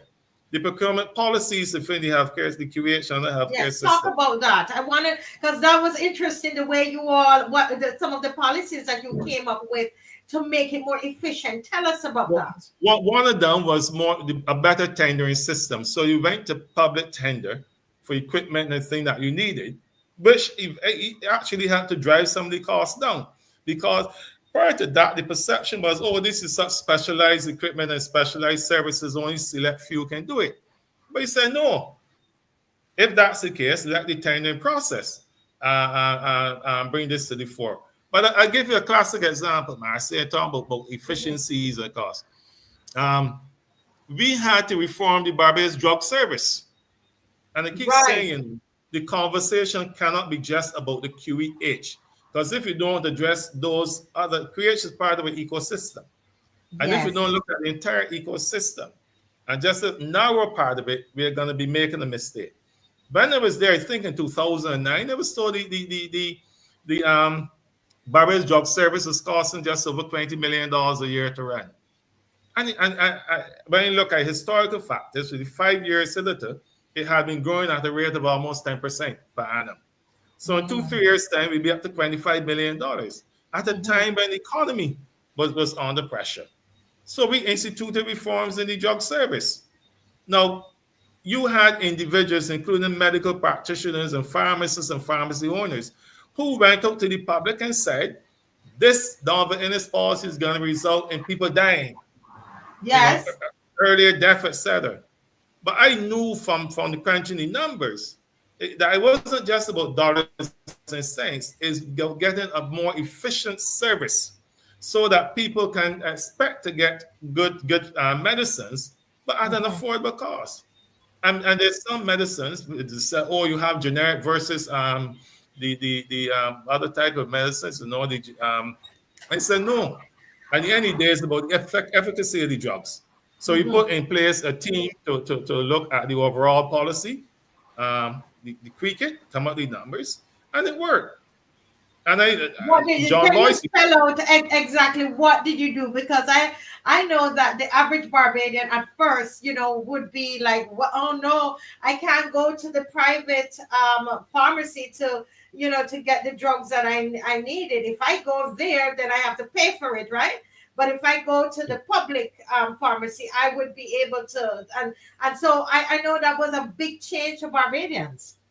Yeah, because at one point in time when we took out the ministry, about $13 million was being spent paying the private pharmacies in Barbados to dispense the medication.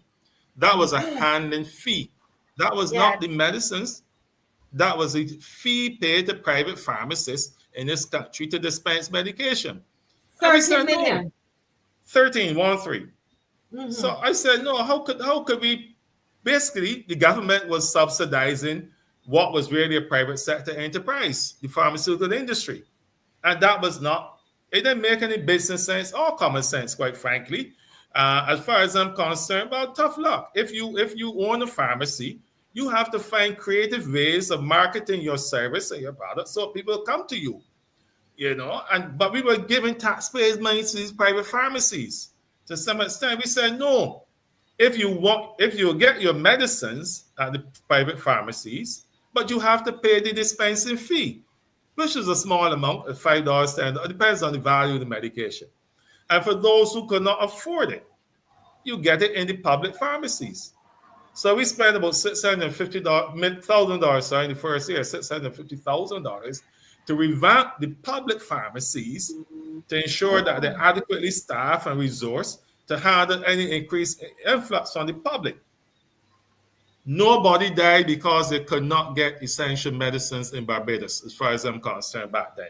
Not one pharmacy closed down. As a matter of fact, more pharmacies opened, and the public better, and we stopped that spiraling increase. So did you save money? You said that it was $13 million that you were paying out to these pharmacies just for dispensing the medicine, the drugs. Did you save money in the long run? Yes.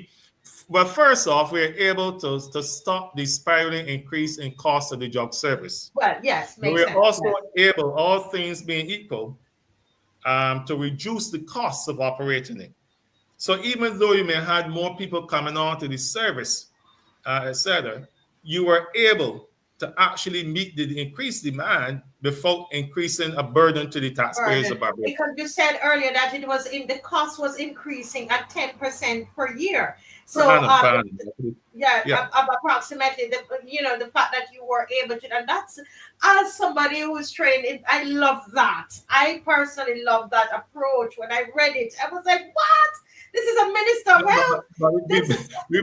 Remember, Marcia, though, it is even though you and I may have a business perspective, we're dealing with human beings here. Yes. And I think we needed to debunk the perception that those who are trained in the capitalist world or the business world cannot have a heart when it comes to these matters. As a matter of fact, what we were doing actually was building a better healthcare system for a wider cross-section of Barbadians without increasing costs on taxpayers. And that's, I get excited about these things because when I hear people talk about a lost decade, it's a lost where? By stopping the QH from collapsing, from stopping the public healthcare system from collapsing, from having an expansion in the private healthcare system? No. In spite of all the economic pressures that we had, I can sit here tonight and boldly say between 2008 and 2018, we had a drastically improved public healthcare system in Barbados. And generally, I mean, apart from making, those were clear, because when I researched, those were clear areas that people said, well, you were able to reform that whole drug system.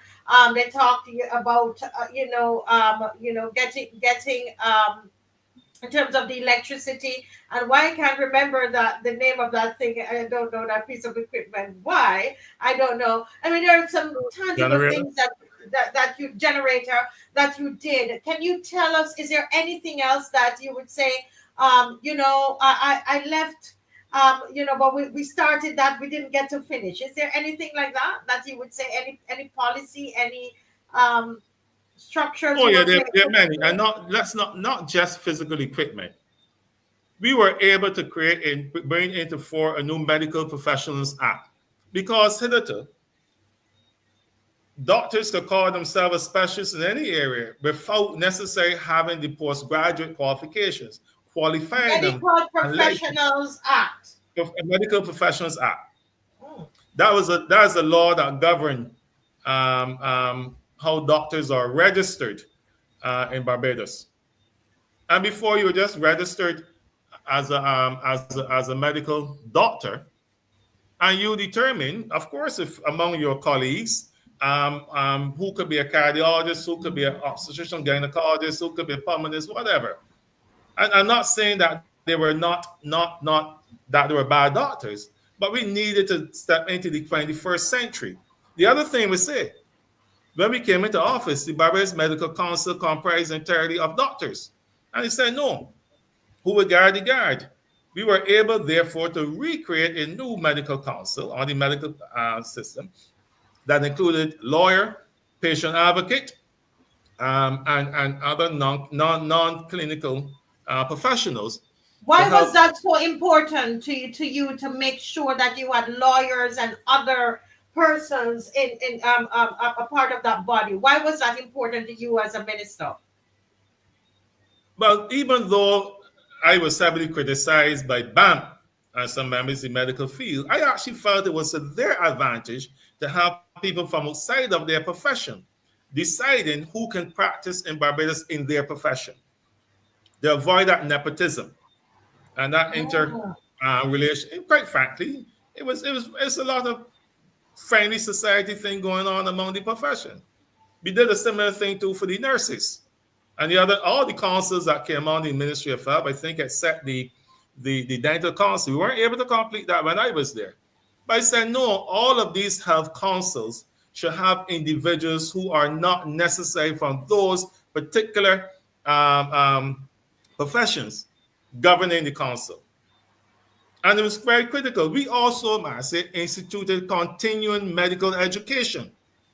We needed to ensure that our healthcare practitioners in Barbados, doctors, nurses, whoever, that they would have every year or every 2 years to go and become recertified, to go and do further studies. Did you get any pushback from the doctors on that? Because if they weren't doing it and then you are instituting it, talk to me about that pushback. Yeah, you got pushback, but I must say that we didn't do it outside of the doctors, outside of the nurses. They were all integral part of the conversation. Because you have to show respect, one, and secondly, they have skills and knowledge and experience that's very critical. But they're always like in any other profession, whether it's lawyers, doctors, any profession, somebody who cannot mention your program, there's always a resistance to change. Some people don't like change, and that's always going to be the case. But we're able to do those policy changes and those legislative reforms that were designed to create a better healthcare system. So and another area that we have not touched on, that I feel very strong about, care of the elderly, gerontology. Yes, I saw that. Yes, aging population, and that's why when we were there, we talked about active living, active aging. We wanted to have access to gerontology services more readily available to the public. I must say, we can't spend the entire time. You could get me talking the whole night. But No, also, man, this is quite interesting because I'm learning so much, and it's exciting to see because I was scratching my head like, why did they put somebody in business to be a minister of health? So I'm excited. This is exciting. Keep talking. well, we have to, those of us in the public space have to be constructively critical. I've always said this: illness does not differentiate to you based on your political persuasion. If you are sick, it doesn't matter if you're DLP or BLP. Dems die, bees die. We have to have a good healthcare system that rises above partisan politics, that's able to take care of all. But the issue I was mentioning just now is care of the elderly. I can spend the night talking about what we did, but it's an area that we have to talk about what we are going to do going forward. And care, we talk about the elderly for care who are left in the QEH. That was a problem when I was there. It was a problem when John Boyce took over, and it's still a problem today. Let's face it. And each ministry, each minister will have different strategies for addressing it. But one thing I will tell you, it is not always about a clinical intervention. We need to have fiscal policies or tax policies that allow caregivers, daughters and sons and whatever, to be in a better position to care for the loved ones. My husband is knocking the table because this is what he has been saying that I mean ever since. Can you repeat that? Because this is something this is why I'm loving this conversation, because we have to have business mindset to this. Say that we again, have to have creative and sustainable public policies to address care of the elderly in this society. I am satisfied that Barbadians are very caring people. None of us want to have our mother or father or anybody languishing that way. We don't want to lock them in a room when they start showing early signs of dementia. But you know what? A lot of these people still have to hustle and get up and go to work to keep the lights on, to put food on the table, to live, to survive. So how do we help them? You have to have more community-based elderly care programs, for example. And let's be bold. We give the private sector a lot of incentives, all kinds of things. I heard the debate in Parliament this week about the amount of incentives being given to villa owners and tourism sector and whatnot. But I tell you what, tell some of them to invest some of their money in providing community-based elderly care programs where perhaps you can have those strong and able-bodied individuals who are retired, like nurses and other professionals, and caring for people who may be able to use a church hall, for example, or community center to care for those elderly politicians, elderly individuals, politicians too, in a safe environment where they can be, we don't wait until they get to the point where they feel have to put them in a nursing home that's going to cost about $3,000 or $4,000 per month, or the geriatric hospital. I see a new geriatric hospital being built in Waterford, a lovely building, etc., etc. But we are not a society about institutionalizing our elderly people. When I get old, Marcia, when you get old, I would like to continue living in my house for as long as I possibly can, without necessarily making my children feel that they have to quit a job to take care of me. And there are those, even if they don't have a job, they still are not able to care for an elderly person. It costs a lot to buy those medicines, to buy those adult pampers. And then when the person has Alzheimer's or whatever, it's not easy to care for them. But you ask, what can we do? So we have to have those community-based programs that can help those individuals. The government can offer fiscal and tax incentives to assist them there. You may also have to look at staggering the work hours so that you can have the husband working the morning shift, the wife working the evening shift, so somebody's always around to help those individuals. And last point on this matter, our young people need to get up and get involved in care of the elderly in this society. You see a lot of those fellas that lie on the block and whatnot, they're not all suited to just take weed whackers and cut the end of the road and whatnot. Get some of them involved in taking care of the old people in the society, watching over them at home, plaiting the hair, giving them a bath, those kind of things. You know, sorry, Marcia, I may get a little agitated. No. But this is important because we are our senior citizens. I mean, the population is growing. We have Mr. Young who calls on here sometimes, and I tell you he's more vibrant than I am. They're not going anywhere. So I think this idea that you are sharing here, these ideas, it's just, I mean, it's revolutionary, and we have to be able to think outside of the box. And I have been saying, Mr. Innis, I've been saying, my husband will tell you, I said, we are intelligent people in Barbados. We can come up with a solution for the hospital or for the healthcare system, as you're saying. We need to widen it. And I think this is the first conversation that I'm having that is getting me excited and making me believe that we can solve this problem. We can. And look, I'll give you another example of some of the low-hanging fruit. We came through COVID. I commend the government for the way they managed the COVID pandemic in Barbados. And they developed the Harrison Point facility. I'm of the view, I certainly heard the CEO of the QEH mention it recently, Harrison Point should be able to take care of some of those less critically ill patients at the QEH.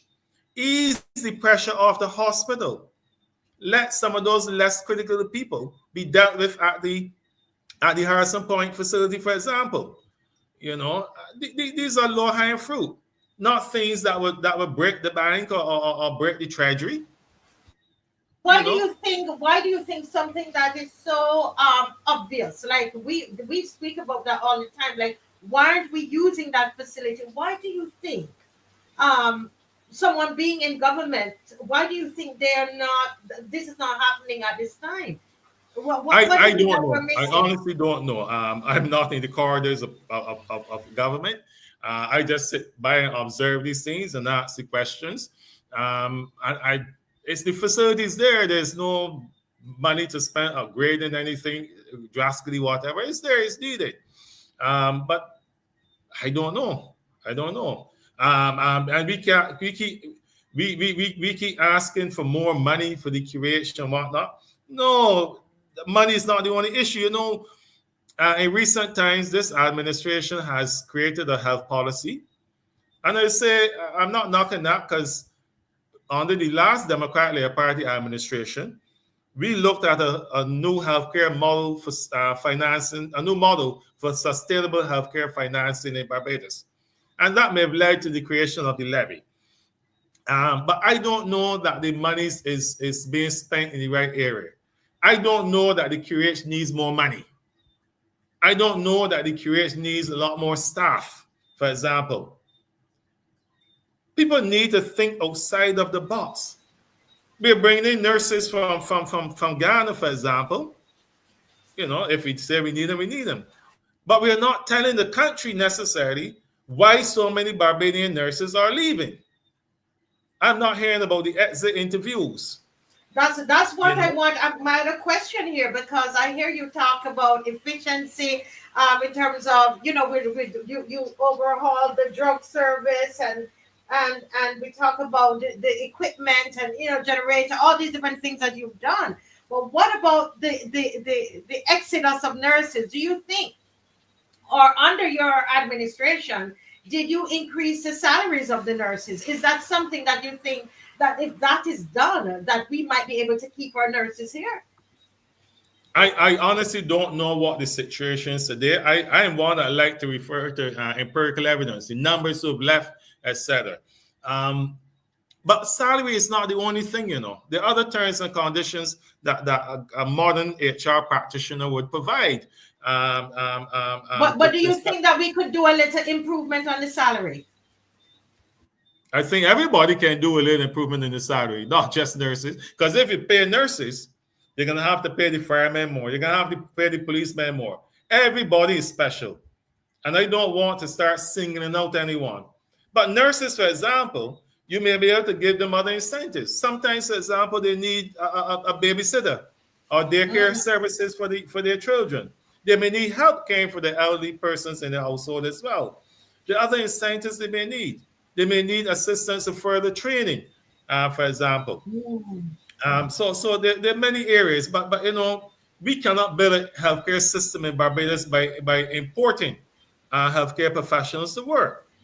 You know, and the other issue we have that Why? we have, Why do you say that that will not build the healthcare system? Because somebody looking on could say, well, that makes sense. If you need more nurses, then import the nurses. But you're saying no. Why are it you is saying no? it is a short-term solution to a long-term problem. We're Hmm. going to have to be able to build out our own indigenous skills through our nursing fraternity. And I commend the government recently for the nurse practitioner designation that they're creating. But let me face reality. I asked the question, of those nurses who've come into Barbados in the last 5 years, how many have remained here? How many are going on to other parts of the world using Barbados as a stepping stone? You know, That is so a therefore, fact. You are speaking I of a fact there, and I was disappointed to realize. I was first happy they're coming. I realized that they're not. They're not. It's not about Barbados. It's to get to the USA and to get to the UK. That's a fact. But continue, sir. yeah, but that's on the nursing side. On the doctor side now, I raised the question recently about the what I call the archaic consultancy structure in the QH. We have doctors who've been there for 20, 30 years as consultants. They're the only ones allowed to bring private patients into the hospital. They basically run the rules, etc. And they're competent people, but it's a management issue. At the same time, Mm. we've established a department of medicine at Careful that trains doctors. We're probably putting on 25, 30 doctors per year in Barbados. But a lot of these young doctors don't see a career path in Barbados. I meet a Mm. lot of young doctors who are they're excited, they're happy they went into that profession, but I'm afraid that we're going to lose them to other pastors because they don't have a system that allows them to hone their skills in Barbados. There are doctors in Barbados that are not even getting 40, 30 hours of work per week. Why And is that? it's well, because they're just not the space available in the hospital or tertiary hospital. The private sector is expanding, the private healthcare system, and that's the matter we can talk about all night too. Yes, yeah, we're going to talk about that. But they're not expanding at the rate to absorb these young doctors. Some of them therefore go on to other places like the US of A, Canada, do the US MLEs exams, and they get admitted to practice there and they do specialty, and they never come back to Barbados. And I'm Mm. afraid that in 10, 15 years, we may find ourselves in a situation where we have a lot of old and aged doctors with Yeah. the experience but can't practice much, and the younger one without the experience, and in between there in the middle, you have a shortage of those competencies and specialties that we need. You know, and that's why you have to have a serious human resource planning program for the health sector in Barbados. Mm. That's a serious issue I there. hope I haven't. No, no, no, no, man, no, man. I'm here thinking because one of the things that I'm concerned about is the number of young people that are leaving the country, and if there is a way that we can be able to find or to give them that experience that they need, right here in Barbados, I But think that you know, that would. Master, it's not just the young, it's not just the young people in medicine. I meet young people every day that just feel that there's not a bright future for them in Barbados. I mean, every generation may feel that way, but we Yeah. have to have a serious conversation with our youth and about our youth because the future belongs to them. And I don't know that all feels that we are making use of people. But I want to go back lastly to this issue of human resource planning. When you look at the epidemiological profile of Barbados and the number of NCDs and those issues they're having, I'm Mhm. not hearing conversations about the critical role of nutritionists, podiatrists, wound care specialists, you know, the skills you need to address these public healthcare concerns. And that is where the policy must be driven from the ministry, not the hospital, not the hospital, not the polyclinics. The policy has to be driven from the ministry that says that as a patient-centered approach to healthcare, we must have an enlightened healthcare system that recognizes the health challenges and recognizes how you can bring all kind of skill sets to bear. on the preventative side through the nutritionists and those physical exercise people, on the curative side and treatment side with the podiatrists and those wound care specialists who may deal with diabetics. These and the technicians. Those are the things that we have to wrap our minds around. And it's nothing new. But I'm sad to say, you're for want of a better term, hearing a very definite silence on some of these critical issues in this country. And I don't seek no kudos, but I feel passionate about it because a few years ago when we were in office, we worked hard, we delivered. I'm not going to be dragged away by this lost decade crap that I keep hearing around the place all the time. There's much that has been done and much more to be done. And healthcare must transcend party politics. Yeah. Somebody's asking, I know because you've just said that you do not necessarily believe that we need to import more healthcare workers, but somebody's asking what about doctors in Cuba? That's a good question. And we addressed that when I was Minister of Health. I really came on the firing line for that because the question was, you were having Cuban doctors coming to Barbados to help assist us, particularly in ophthalmology. Mm-hmm. But then you had young Barbadians who went to Cuba to study medicine and then were not allowed to practice medicine in Barbados. I felt as minister, it was not my duty to determine who could practice medicine in Barbados, but I have a policy that guides us. That's why I talk about the Medical Registration Act. Yes. And yes. I know one of the challenges I had with registering Cuban-trained doctors in Barbados is that the medical council in Barbados could not verify the standard of training at the various Cuban healthcare training facilities. Mm-hmm. I remember that was one of the fundamental issues. I know people talk about Cuban, but they're in the doctors from other jurisdictions who applied to practice medicine in Barbados and were denied because we could not verify the training programs that were not accredited. Because you use accreditation bodies for these various university and medical colleges. And as long as you could not verify those institutions or they were not accredited, then we had to not approve those applications. But we also, I must say, through the Caribbean Medical Council and Medical Examination Board, we were able to identify training programs for those Cuban-trained doctors that once they engaged in those training programs to the Caribbean Medical Council standards, they got licensed to practice medicine in Barbados. And some of them I know have been very good doctors. That's part of it. And the same problem now they're having with dentists, for example. You know that the dentist school in Trinidad that we send people to study dentistry, that those graduates could not practice dentistry in Barbados. Sometimes they went to study in Trinidad at the expense of taxpayers.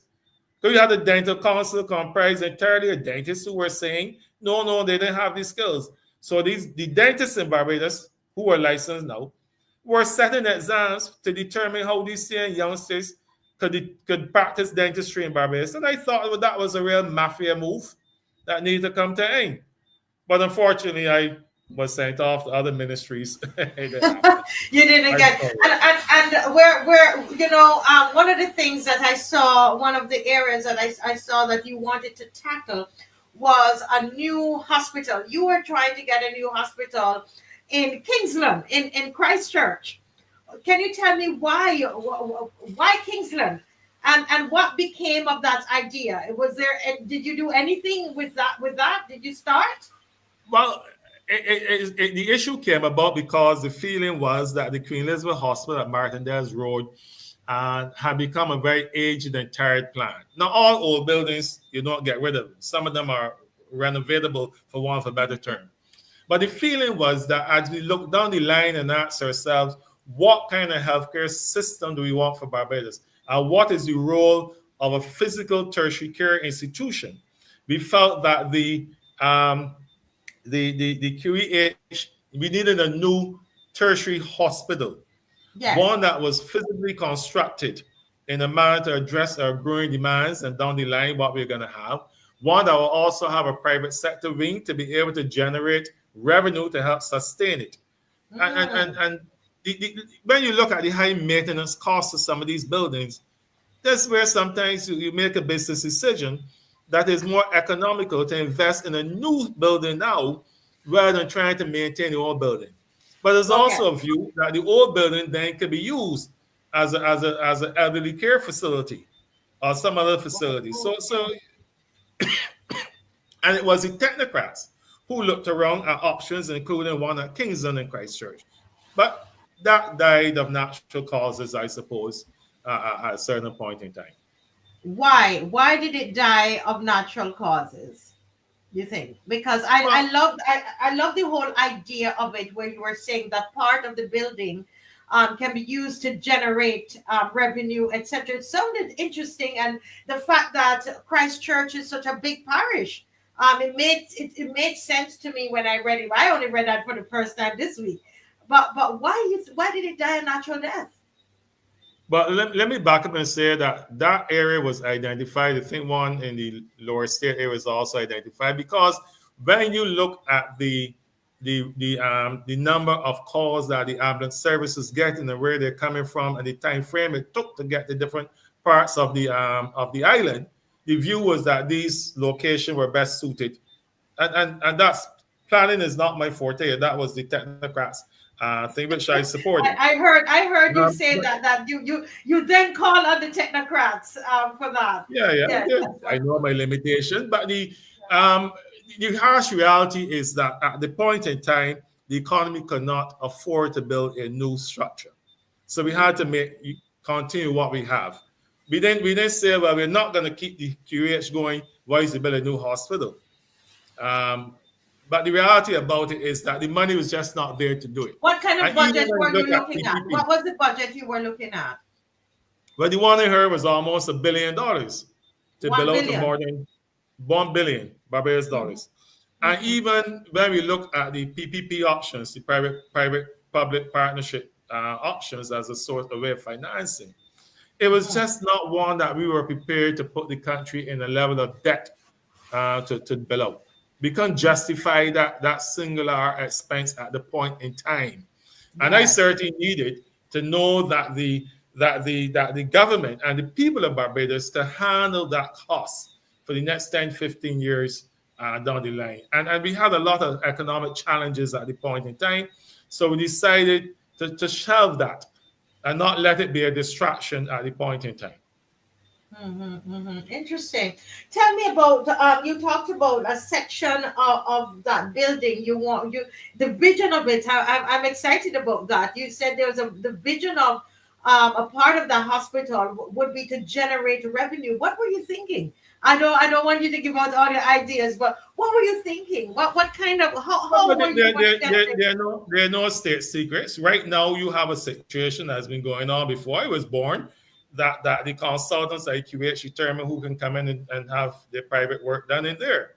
But back then, we also did not have the surge of private facilities, private hospitals that we have now.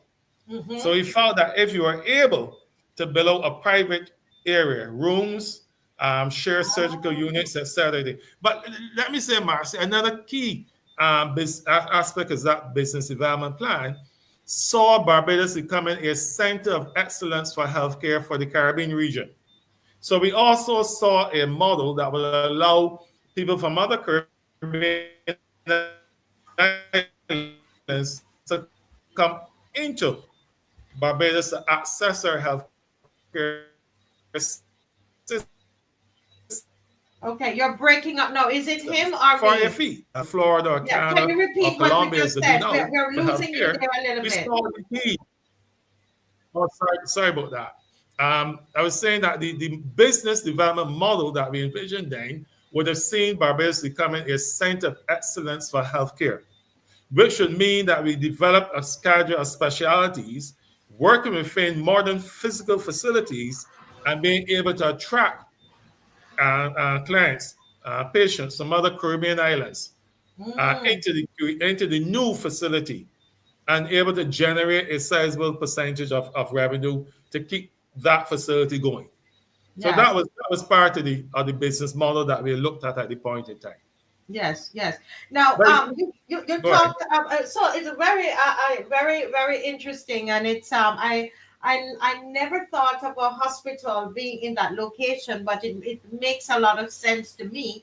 As I thought about it, based on the just how the population, the makeup, and so on, I think that it would be great there. But talk to me. There was a big issue with Jamaican nationals and Guyanese nationals, and that created quite a bit of a stir because you made a statement, sir, that healthcare in Barbados should be foremost for nationals. And I remember you having to clarify that to the Guyanese government because the then opposition leader and those in opposition were saying that you were seeking to deny non-nationals health care. What was it you were thinking of at that time? What was the No, policy really? nobody sought to deny a healthcare to anyone.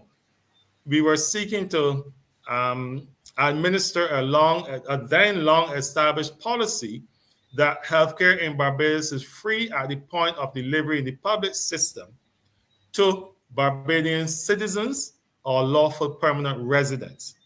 So, in other words, if you're not a citizen or permanent resident of Barbados and you go to the polyclinics, you should pay. If you go to QEH, you should pay. You will still get the service. Of course, when it came to emergencies or communicable diseases, you have to treat them whether they can pay or not, even if you send them a bill later. But Barbadians got up in arms, and not Barbadians, but Barbadians and certain non-nationals who are living here. I had people come to me and say, "Oh, Mr. Innis, I've been living here for 30, 40 years. My children born here. I've been paying my taxes, etc." I said, "But why are you not a citizen of Barbados if you've been living here so long?" So you have an immigration issue, which you need to go and resolve. But the other thing that we were not telling the public was not fully aware of, is that we had a number of individuals from other Caribbean islands who came into Barbados solely for the purpose of accessing our healthcare system. And because immigration and electoral office and the systems weren't talking with each other, these individuals came in here, got our best quality health services, got fixed up, got on the airplane and went back home. And the taxpayers of Barbados is left only back. But it gets more interesting. I was told that I didn't like foreigners. I don't like non-nationals. I want these foreigners not to get the service. And you know what? Well, I have lived with people calling my 2 children foreigners. My 2 children were not born in Barbados. As a matter of fact, when I first applied for citizenship by descent for my firstborn child, it was denied. It wasn't political. The law was then that children born of wedlock to Barbadian males abroad were not entitled to citizenship here, but that's a different issue. But it was not a case of being anti-foreigner. It's a case of facing reality. And you know what? These same people who complain will leave Barbados and go to the US of A, Canada, other places, and find the money to pay. They don't even ask a question about it.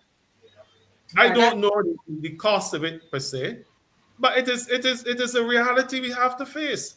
And the Guyanese then Minister of Health publicly chastised me in Guyana to my face. I remember. And said that, in Guyana you can get free health service no matter what nationality you are. You get it free. And I responded and said, but I have a file here with me that shows a Guyanese citizen who's just been referred to the QH for neurosurgery. And you want it to, so if a Barbadian is in Guyana and needs neurosurgery, where is he going to get it? You can't provide you have to come home because you can't do it in Guyana. But I mean, I also saw that you weren't instituting a new law or policy. It was always on the books. It's just that it was something that was always there, right? I believe since then this government has, rightfully or wrongfully, concretized it now and said that all CARICOM citizens are entitled to free healthcare in Barbados. But really? I don't know how that is working out. Hold a minute, Mr. Innis, you're going too fast for me because I'm learning so much tonight. I didn't know everybody here understood that. that all CARICOM nationals can get free health care in Barbados? Wow. But that's my understanding. I may be wrong, and I urge you to do the research on it. But I know that it was in the shortly after the 2013 and 18 elections, that was a policy issue that was instituted. I don't know to what extent it is having any pressure on the system. But let me say, we must never deny access to health services to anyone. But I'm of the view that public healthcare institutions, the service should be free at the point of delivery to citizens and lawful permanent residents of Barbados. Don't tell me about you pay taxes, etc. We all pay taxes. But I think there's something to be gained or should be gained and a value to be attached by that Barbadian citizenship. I agree with you. I agree with you. But by the way, Marcia, you are not a Barbadian by birth, are you? I know, but I'm a person of principle, and I totally agree with you. That because if I go to America right now and something happens to me, I've got to pay. You know, you will get emergency, and you're going to look after your emergency. You better look for about $700 to pay them. Repeat, sir. I didn't hear you. I said if you call the ambulance up there, you better look for about $700 to pay the ambulance. Exactly. Right? So why are people? I see Africans advertising that you can come to Barbados and have your baby, and get a Bajan passport, and they're actually advertising this as a service. Yes, and that has been happening over the years, without any advertisements going on. I don't know we can do much about that unless you change the laws to say that in order to get Barbadian citizenship, you must be born of a Barbadian. But remember, you have to be very careful there because we are still an aged population, and we need more individuals. But Mr. Innis, what you're saying there, if you've been living here all these years and you're paying taxes and you're not a citizen, one of the ways that we can deal with the population issue is to encourage them become citizens then, so that you can participate and partake of the social services. I think that is the approach, in my estimation, as someone that they also call a foreigner. I think that is fair. But Mr. Innis, do you see, based on what's happening right now with our healthcare system, do you think that we will be better off if it's privatized? Because there's a lot of that talking. As somebody from Jamaica, I know that once the IMF starts, coming around, those are some of the suggestions that are made. Do you think that we would be better off if we privatize the healthcare system? Oh, I should have said it an hour ago, Marcy. I would have so much preferred to be just called Donville rather than Mr. Innis. It makes me feel so old.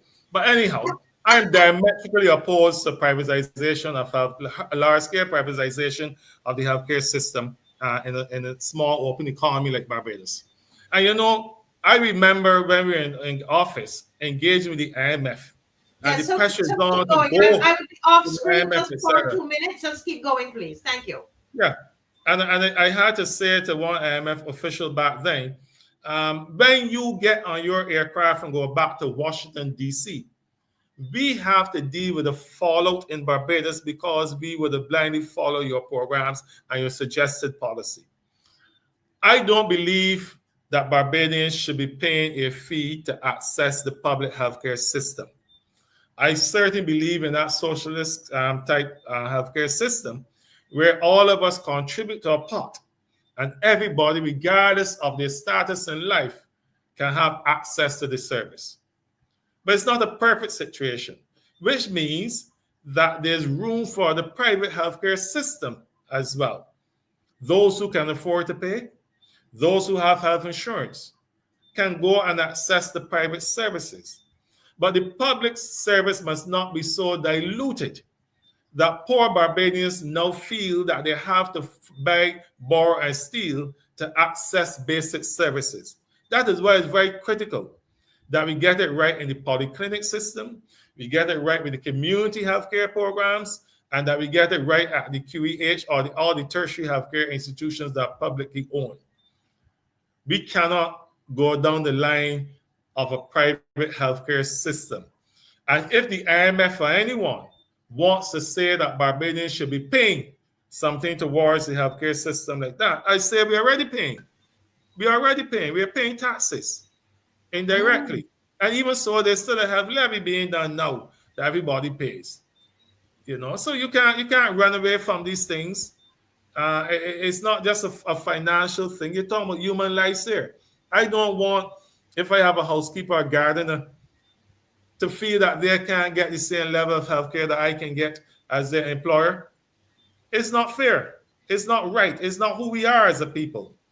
And I said, damn any IMF or anybody from outside who's going to come and tell me, or that should tell the government that we want to pay fee. I know the IMF wanted us to institute fees in the school system too. We made some changes at the university, and I tell you, this last decade, things need to be debunked because there are valid reasons why the Democratic Labour Party did many things that we did. But we were not good at having a conversation with the public about them. And even now, I'm saying it's not too late to have that conversation because it will inform how we work going forward. So these institutions, Bretton Woods institutions, wanted us to introduce some fees across the system. And we said no. We should have told the public why we said no. But anyhow, that's a different matter.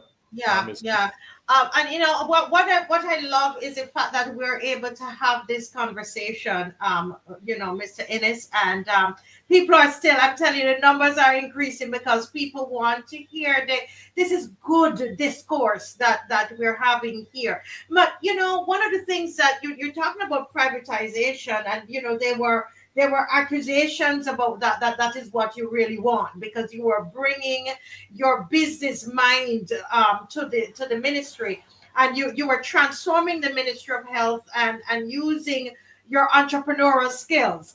Now, there was one thing that was said was that you were a part owner of Sparman Clinic because you were all about this privatization, and so I wanted to know from you, sir, were you ever a part owner of Sparman Clinic? No, I was not. I've never been a owner. Why this question is important? Facility. Before you answer, why this question is important? Because I saw, and I'm going to go back to my notes where it's alleged, from what I saw, I'm going to say it's an allegation here, that Dr. Jerome Walcott is a part owner of Diagnostic Radiology. I'm seeing that here. I don't know if that still stands. As I said, it is what I researched, and so far that is what my understanding. And I saw that a question mark was at your name about the Sparman Clinic. And so you said, no, you're not a part owner. Well, why is it that people thought that you were? And they thought it was a conflict of interest, you being a minister of health. As a politician, you get accustomed to people saying anything about you. I mean, call everything on the God's earth. But I certainly can look you in the eye and say that I have never been a part owner, a small owner, a big owner in any private enterprise that provided healthcare services in this country. As a matter of fact, all the businesses that I've been involved in, I can boldly say I've owned and owned outright. And certainly, as a small businessman, I've never seen the need to get involved in. So I don't know. But I tell you what, there's a bigger issue here. And someday I'm going to write about that Sparman fiasco. Because when I became Minister of Health, one of the first things I was asked to do was to open the Sparman Clinic. The invitation had been sent to my predecessor. Of course, he moved on, and I accepted the invitation.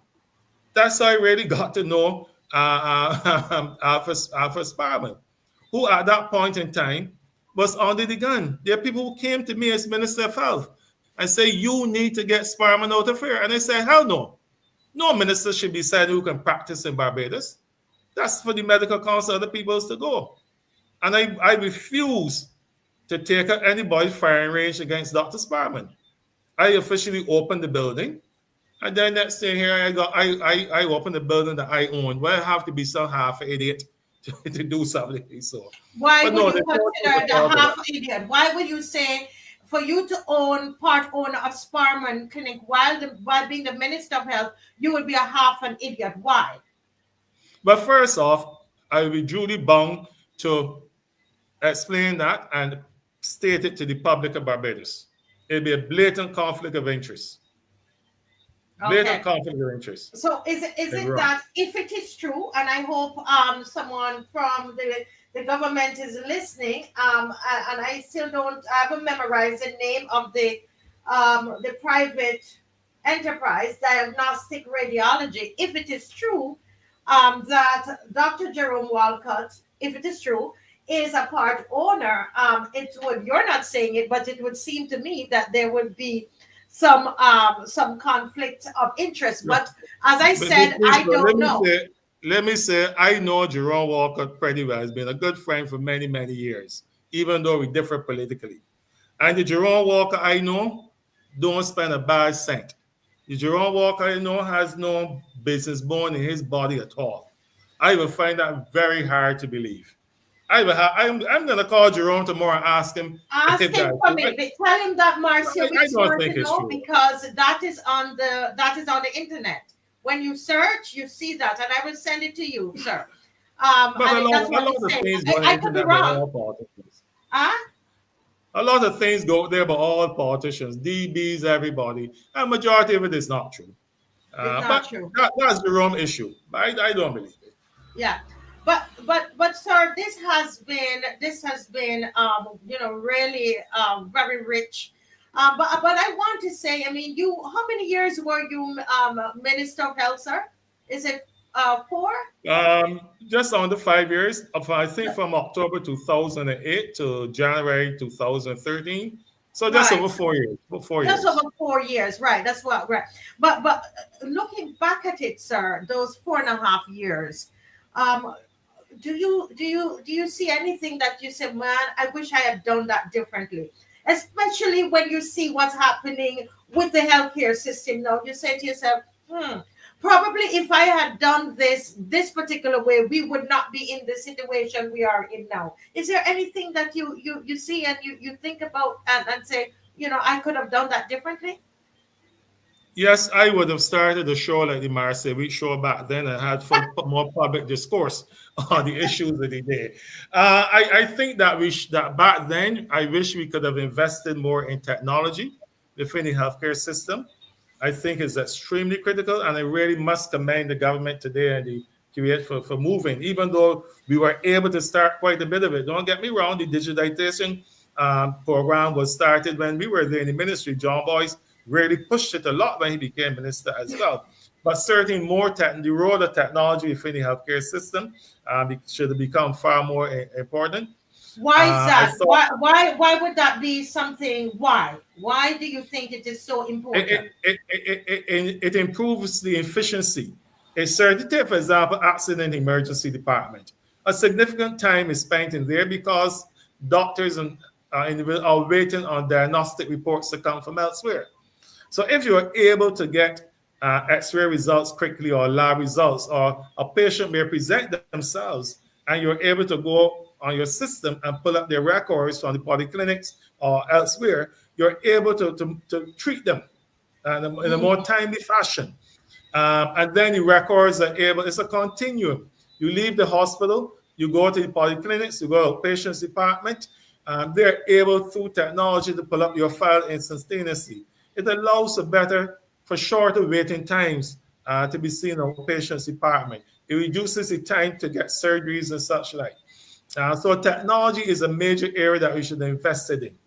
I would have wished to invest as well in certain special skills that we needed based on the epidemiological profile of Barbados, that we can have a few more specialists, young people being sent off for training in some special areas based on the illnesses that were presenting themselves in Barbados today. I also believe at the regional level, we could have done more to have centers of excellence. Center of Excellence for Cancer Care in Trinidad, OBGY issues in St. Lucia, so that we can share our resources among the region instead of spending our US dollars going elsewhere to get things done. So there's a lot more, but it's no sense saying woulda, coulda, and shoulda. I think we have to have a critical analysis of what's happening today and ask ourselves, how can we develop and sustain a better healthcare system that takes care of all Barbadians, regardless of race, caste, color, or creed? Mm-hmm, mm-hmm. So, someone said, you know what, I need to ask this question before they lose their credit. And the question is, they want to know if you are running again because they feel that the person said, Marcia, ask the question quick before I lose my credit. And, so I have to ask it quick. You're running again, sir? Have I ever stopped running? That's why you're so healthy. I don't know that I will enter the political fray like that again. That's up in the air. But I think that I feel the passion to continue lending my voice to national discourse. I don't think I have to be a member of parliament again. I can go in parliament as a member of the public. I don't think I have to be out there knocking on doors or whatever. But I certainly will continue to engage in public issues like these. Mm-hmm. That's the diplomatic answer. I think the people, what they're trying to get at is that, they what if you don't have to knock on doors? The people I'm being told by people in that constituency, all of today, people call me and say, if he ever running again, one person said they will go and live in their grandmother's house up there just to vote. So you might not need to knock on doors. I'm just saying. Well, I'm happy. It warms my heart to hear these comments. Of course, I'm mindful there are those who will say otherwise too. But I tell you this much, I don't care what technology is there. As a politician, you have to get out there and knock on doors. Chat rooms and social media and those things are important. But this is still a small society where people want to look you in the eye and say, Mr. Innis, I don't like you for these reasons. Or Mr. Innis, these are the issues I have. They want to touch you and feel you. So to me, that is very, very critical still. And if I was to get back involved in electoral politics, believe you me, I have the shoes ready to walk off the heels if I have to. Well, that is good. That is good to hear. Sir, I just want to somebody said they're still locked on and it's 1:54 a.m. in the UK. And they are because people are watching this from all over. And we are just so grateful, sir, that you took the time to sit with us this evening and to have this discussion. And I'm telling you, I'm excited. I feel, okay, so we have some hope here with the hospital. We need to employ more of our administrative minds and the skills and the management skills that we have and bring that to the hospital. And that's the overarching thing that I got out of this conversation, that you are a doer. You are somebody who makes it happen, and you're really an entrepreneur, and you bring that to public life, public service. And I think that is what I personally think that is. But Marcia, this interview and this show is not about me. I'm merely sharing of my views and experience. I just want to see, and I also say importantly, it has to be about the overall public healthcare system, not just about the QH. It pains me when I hear the stories about the hospital. People have to bring some basic essentials in there sometimes, the long wait period that they have, etc.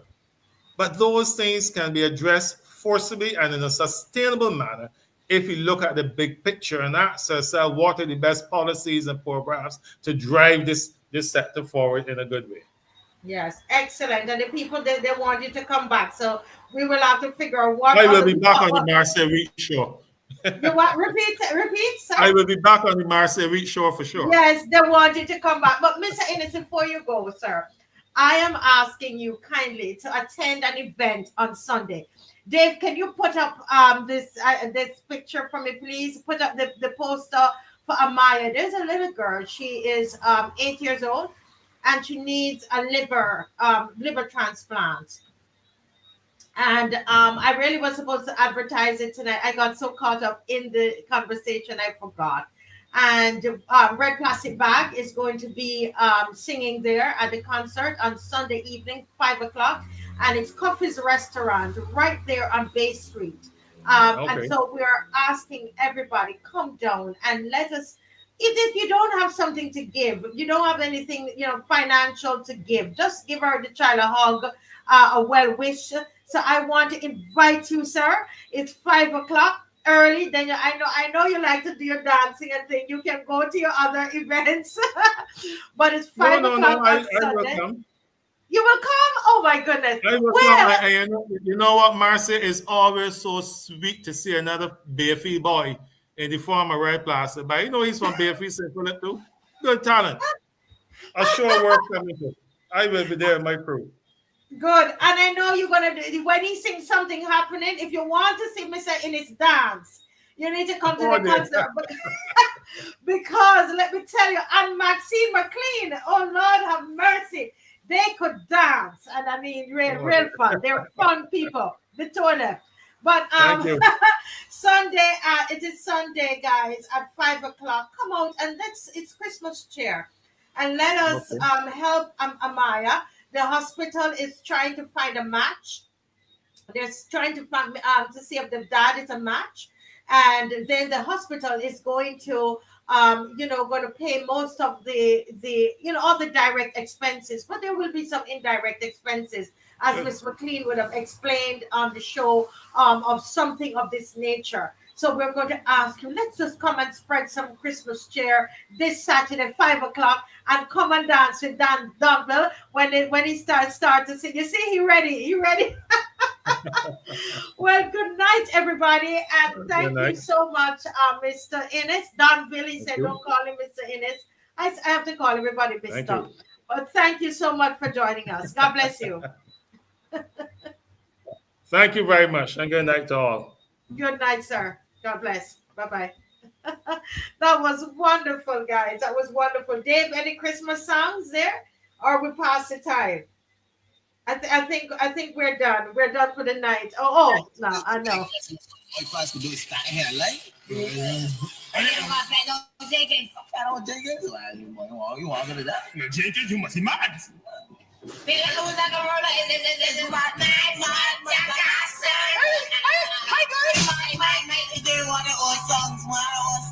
I like my new songs better than my old songs. Why? Oh, no, okay, I'll sing it for you guys. Nicholas, turn up the music some more. Mickey, woohoo! That's already.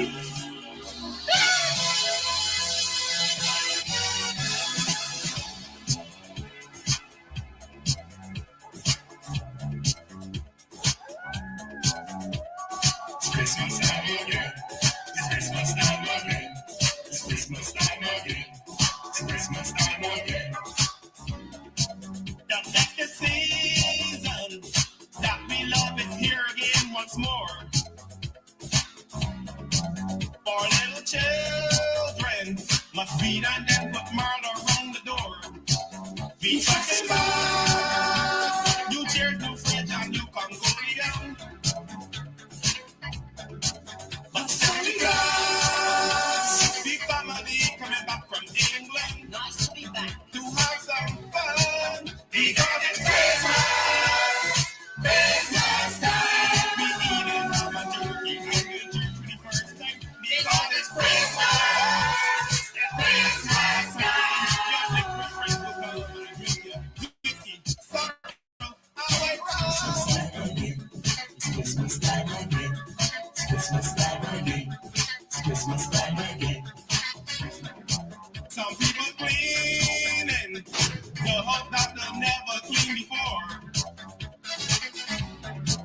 I'm making new plans.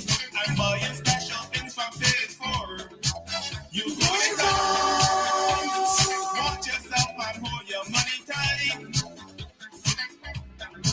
Come around, the thieves are everywhere in sight, even at night, because that Christmas is in the air. Guys, good night, and remember Sunday, plan for it, please.